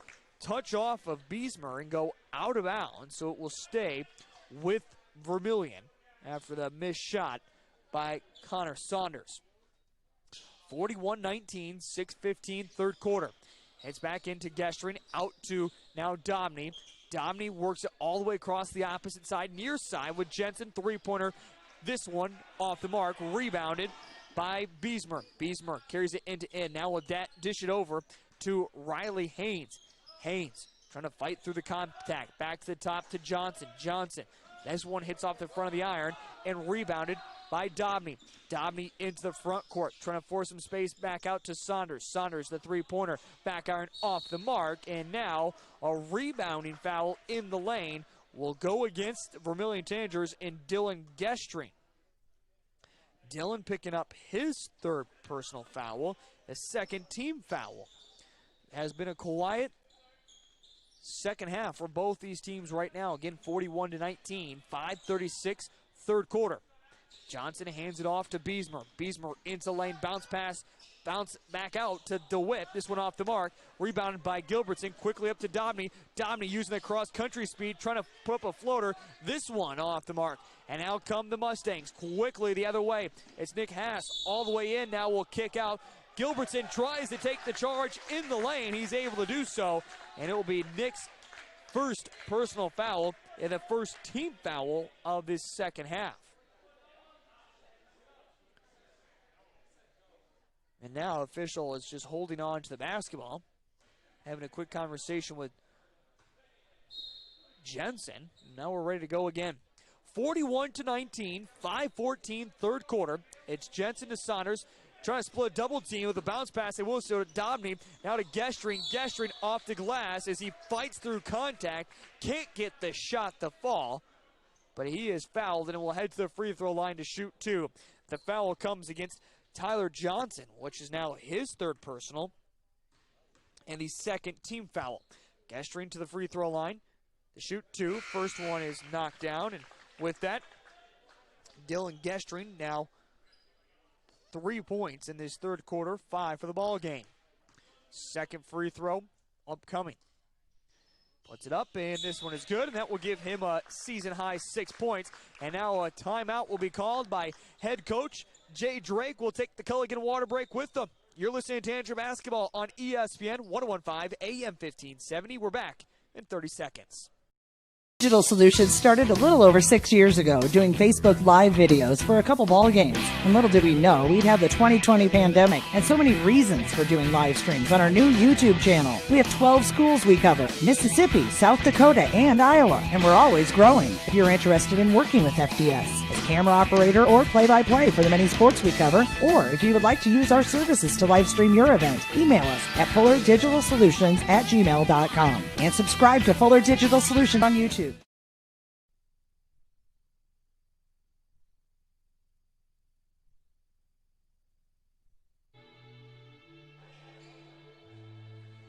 (43-19), 5:07, third quarter. Vermillion, of course, with a big lead right now over the Tri-Valley Mustangs. Trying to move to 3-0 on their season and head into the Christmas break undefeated before they get ready for a tough Viber Hurley team. Mustangs have it with Lance DeWitt. He drives in all the way and puts up a shot off the glass. Can't get the fall. Rebounded by Vermillion. And here come the Tanagers quickly the opposite way. Now out to Jensen, the corner three. This one side iron and going to be rebounded by the Mustangs. Mustangs with Beesmer quickly into the front court. Beesmer will now hand it off to Riley Haynes. Back over to Beesmer. Three-pointer. This one back iron. Rebounded easily by Noah Gilbertson. Gilbertson over to Jensen. Full court pass, trying to get it up to Dobney. This one's going to be stolen away by Riley Haynes. Haynes behind the back pass to Lance DeWitt. Back out to Nick Haas. He puts up his jumper now. This one is going to be deflected out of bounds by Dylan Gestring, and it will stay with the Tri-Valley Mustangs. Jake Jensen, Dylan Gestring will both come out. Nick Sorensen and Kale Mockler will both check in. 43-19, 4-12, third quarter. Pass in for the Mustangs. They have it with Nick. Nick at the near wing, trying to drive in, almost has his pocket picked. Back out to Bryce Canas. Now over to Nick at the free throw line extended, near side. Back to Beesmer, back to Nick with 8 seconds on the shot clock. They work it around the perimeter to Lance DeWitt. DeWitt in the lane floater, this one off the mark. Loose basketball is going to be picked up by Sorensen. Sorensen quickly gets up to Dobney. Dobney gets past one. Reverse layup is not going to be strong enough and rebounded by the Tri-Valley Mustangs. It has been nothing but a tough third quarter for Vermillion. They've only put up 4 points in this third quarter, including 2 free throws. 3:23 mark of the third quarter, by the way, as it's controlled with Connor Saunders. Now Dobney back to Saunders. Saunders shoots the three. This one in and out. Rebounding mistake by 2 Mustangs. And Kale Mockler there to pick up the loose basketball. Go right back up with it. 10 points for him now in the ball game. 45-19. 3:03 third quarter. Riley Haynes now has it. Kicks it over to Nick. Guarded closely by Connor Saunders. Just 6 points, as I mentioned, for the Tanagers in this third quarter, but it hasn't been big shooting either for the Mustangs. And I say that big three-pointer from Lance DeWitt for his first 3 points. 22 now for the Mustangs, as they've just put up 7 points in this third quarter. Been a quiet third quarter from both teams. Now Noah Gilbertson goes up with his shot. He gets stripped from behind. Now it's Nick quickly in the front court. He almost loses it. Picks up his dribble and tries to make a pass, and this one is going to be tipped and will go out of bounds. It will stay with the Mustangs. Dobney will come out and make way for T.J. Tracy. Also, Dylan Gestring will come in, as Dylan was about to come in with the face mask and at the last second ripped it off. You can play with the face mask if you so choose so, but nobody has so far this evening. 45-22, Vermillion with a 23-point lead. It's controlled with Bryce Canast. Canast trying to keep his dribble alive. Now kicks back out to Levi Hansen. Now over to Haynes. Riley Haynes with the three-pointer. This one, front iron, glass, back iron, off the mark, rebounded Sorensen. Up to Saunders now. Saunders will go into the lane, put up his jumper, but before he does, a foul is called. Was it on the shot? No. It comes before the shot. Just the third team foul of the Mustangs in this second half. Back in, it's put into Gestring. Gestring fights through the contact, up with his shot, can't get it to fall, but he'll head to the free throw line to shoot a pair as he's able to draw contact. I believe that was against Riley Haynes. But nonetheless, as I mentioned, it will be 2 free throws for Dylan Gestring. He leaves the first one short. And knows a foul on Hansen. As now, Lance DeWitt will come out and Owen Beesmer back into the game for the Mustangs. Exactly 2 minutes remain, third quarter. 45-22. Second free throw, Dylan Gestring knocks it down. 46-22, 155. Riley Haynes has it in the front court to Beesmer. Back to Riley Haynes. Fighting through the tall trees of Nick Sorensen. Puts up a shot. Can't get the fall, but a whistle is blown as contact is made. And it will send Riley Haynes to the free throw line. The foul will come not against Sorensen, but instead T.J. Tracy. As he picks up his first foul, as again getting his first action here in this third quarter. First free throw hangs on the back iron and finally will fall out. And now Riley will shoot a second. Before that, he was a perfect 4 of 4. And now make him 5 of 6 as he gets the second one to fall. Tyler Johnson back in, and Riley Haynes will take a breather for this last 150 of the third quarter. Saunders has it as Vermillion right now has doubled up the Mustangs, 46-23. Again, just 7 points right now for Vermillion in this third quarter.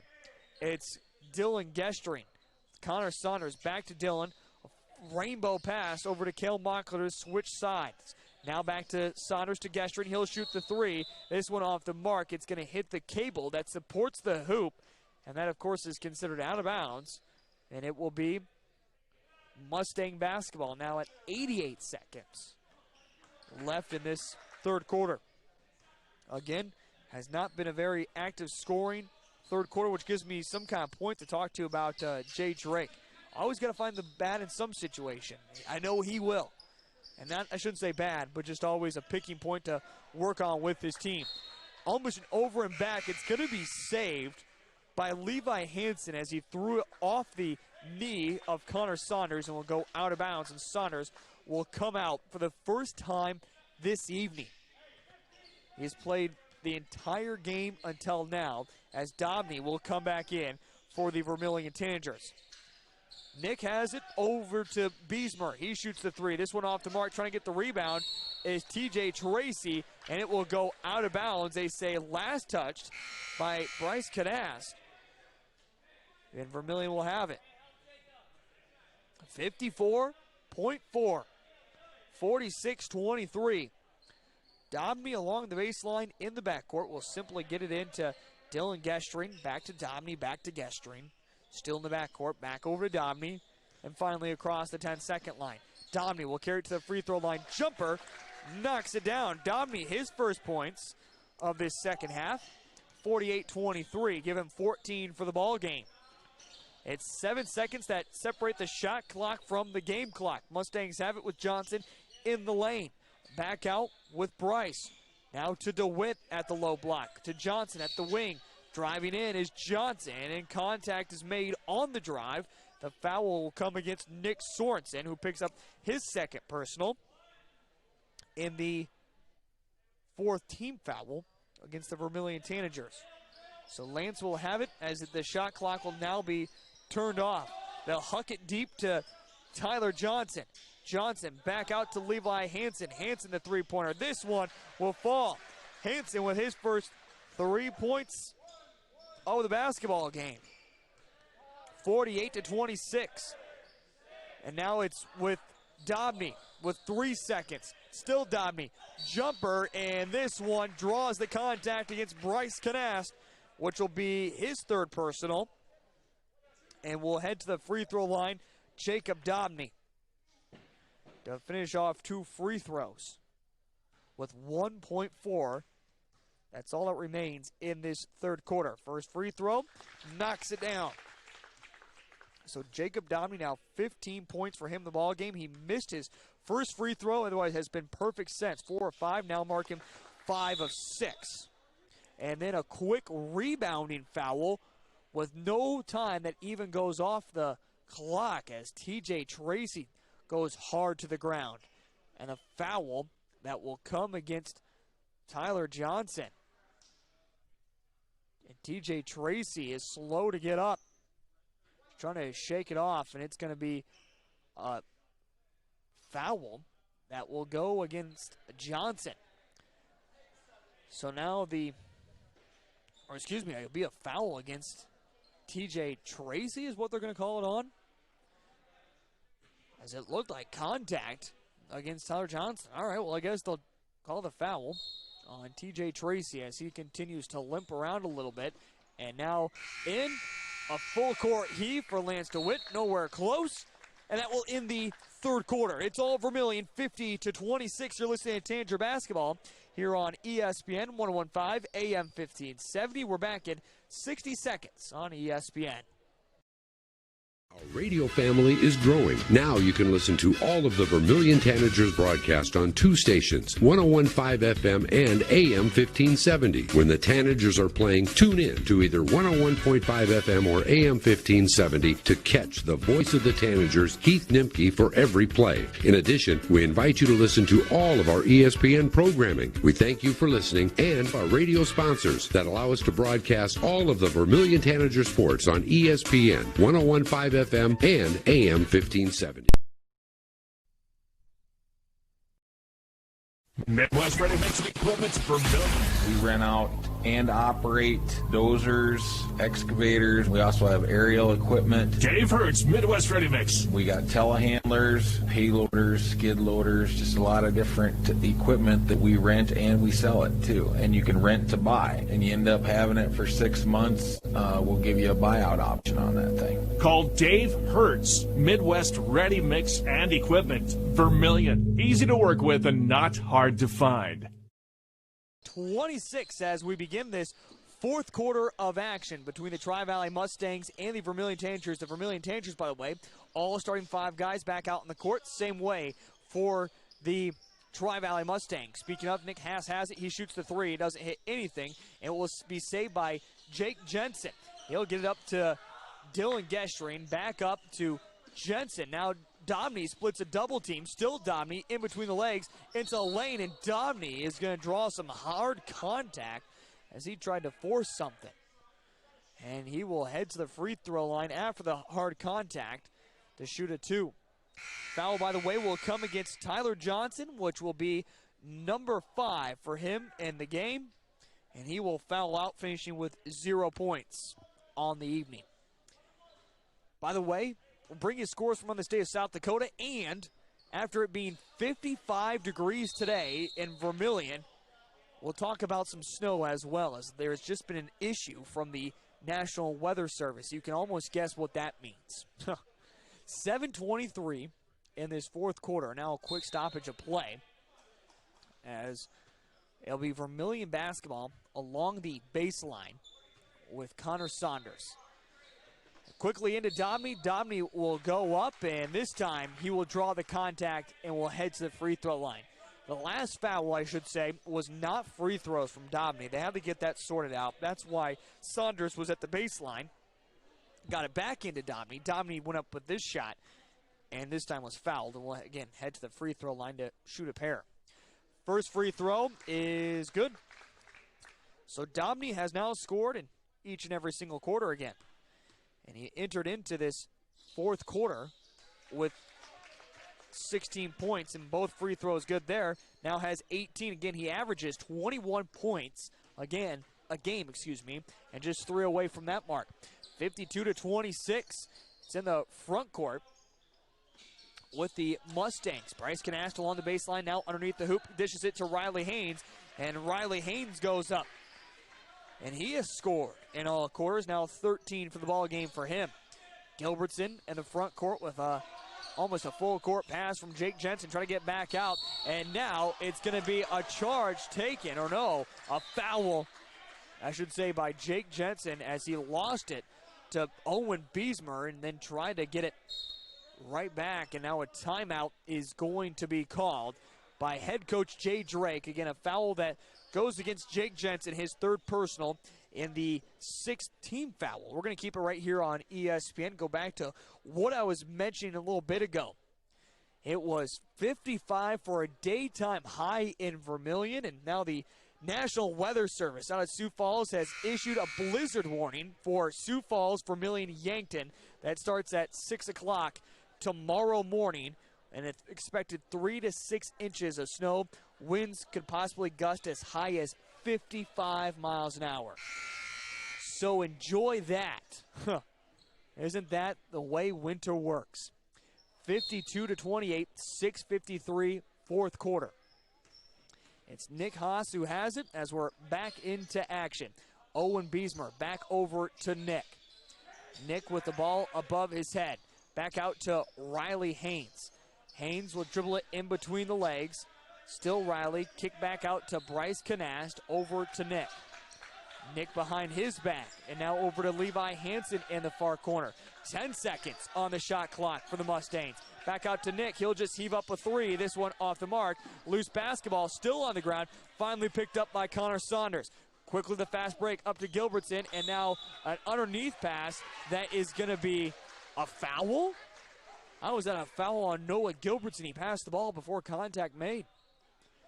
And it's going to be a charge that's nicely taken by the Mustangs, I guess, and will be a foul, the 7th foul against the Vermillion Tanagers. And it'll be the 2nd one on Noah Gilbertson. 52-28, 6:10, 4th quarter. Nick Haas has it in the front court for the Mustangs. Still Nick, now underneath the hoop, back out to Bryce Canast. Still heave up a 3. This one rims in and out, and it will be a rebounding foul that will go against Owen Beesmer, poking it out of the hands of Dylan Gestrine. And that will be foul number 9, and that means bonus, so we'll travel the length of the court for Dylan Gestrine to shoot a 1-and-1. Dylan, by the way, is 3 of 4 from the free throw line. First one is knocked down. So what a great game for Dylan Gestrine. Now has 8 points in the ball game. Again, first game of the season for him as a starter. Second one is knocked down as he began the season missing the first game due to illness.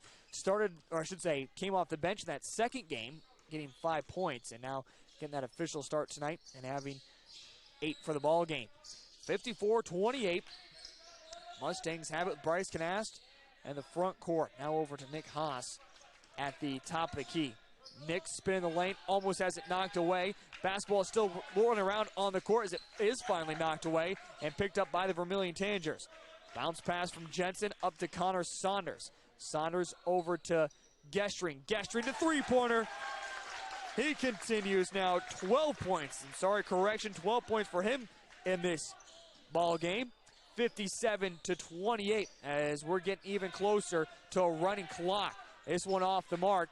And if Vermillion, a quick foul will come against the Tri-Valley Mustangs. But to finish my thought, if Noah Gilbertson can just hit one of these free throws, it will set it to a running clock, which Vermillion will force running clock in their first 3 games.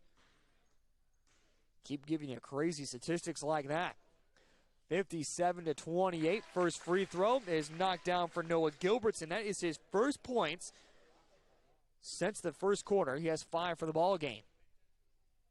58-28. Second free throw is off the mark. And again, we will see a running clock. And now a quick turnover by the Mustangs as Domney gets it right back, tries to go up with his shot, and he's fouled, and he'll head to the free throw line.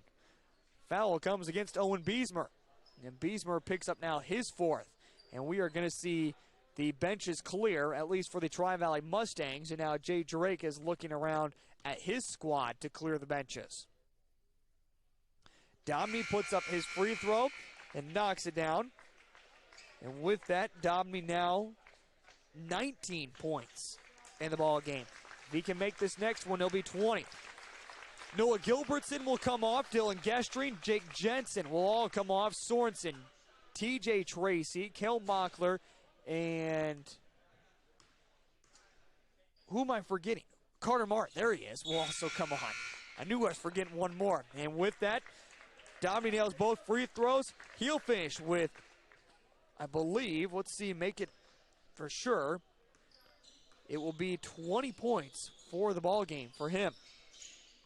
So a great performance for him, as again the second string now on the court for both teams. And as we're at that running clock, 4:40 fourth quarter, it's controlled with the Mustangs trying to force something underneath the hoop and now back out. Three-pointer, this one front iron off the mark, rebounded by Christensen. He goes right back up, and Christensen has his first 2 points. 60-30. It will be a running clock unless Mustangs get it back underneath 20. Now up to Nick Sorensen. He misses his shot, gets back his own rebound, right back up, and he misses it the second time. Rebounded by the Tri-Valley Mustangs. Mustangs quickly into the front court with Noah Haynes. Back out. They work it now over to the far corner with Haynes. He'll shoot the three off the mark. And rebounded for the Vermillion Tanagers with Ty Hertz. Trying to quickly get up to Kel Mockler, and this one is a turnover as it's thrown right to the Mustangs. Now into the near wing. Controlled with Corey McDonald. Working around the perimeter with the Mustangs. And now a jumper, this one right at the low block off the mark for Corey McDonald.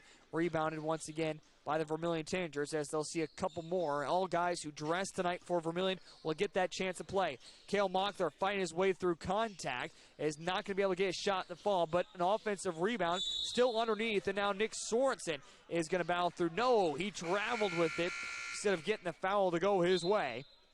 And it will be a turnover. Carter Skolsberg will check in, and Jeremy Crow will come in. Cale Mockler and Nick Sorensen, who did play a lot of this game, will check out. So it's the true JV now out there for the Vermillion Tanagers. 60-30, 2:56, fourth quarter. And now driving in, jumper as contact is made. It was off the mark for Noah Haynes, but the foul will come against Ty Hertz. And now, enough frustration by Jay Drake. Absolutely not happy. Oh. 2:47, fourth quarter. We'll keep it right here because while we do so, let's take a look at scores from around the state of South Dakota. We'll see if we can find any more updates when it comes to boys' scores. Again, 60-30 here. Right now at halftime, Parkston leads it over Parker, 33-26. Don't forget, Parkston is on the schedule for both the Vermillion boys and girls. Mount Vernon Plankinton leads it over Sanborn Central Woonsocket, 51-27. Millbank gets the win over Webster Area, 67-49. Stanley County over Jones County, 59-40. Groton Area over Redfield, 61-59. At halftime, it is Sioux Valley over Beersford, 30-27. And that is a look at scores from around the state of South Dakota in boys action. West Central gets the win over Watertown, 53-30 in girls action. Other interesting games in overtime. T area able to get by McCook Central Montrose, 80-79. And Garrettson gets the win over Del Rapids, 52-44. And any more scores? Nope, that is all we got. So back in action, free throws upcoming for Noah Haynes as he knocks down the first one. Second free throw, this one is also good. 2 points for him. 60-32, 2:45, fourth quarter. It is going to be Ty Hertz over to Jeremy Crow. Crow over to Carter Mart along the far wing. Carter Mart trying to force some space, and now will have to kick it back out as they'll work it around the perimeter to TJ Tracy. Tracy at the elbow, back out to Jeremy Crow. To the top to Carter Mart. Mart in the lane. His floater off the glass.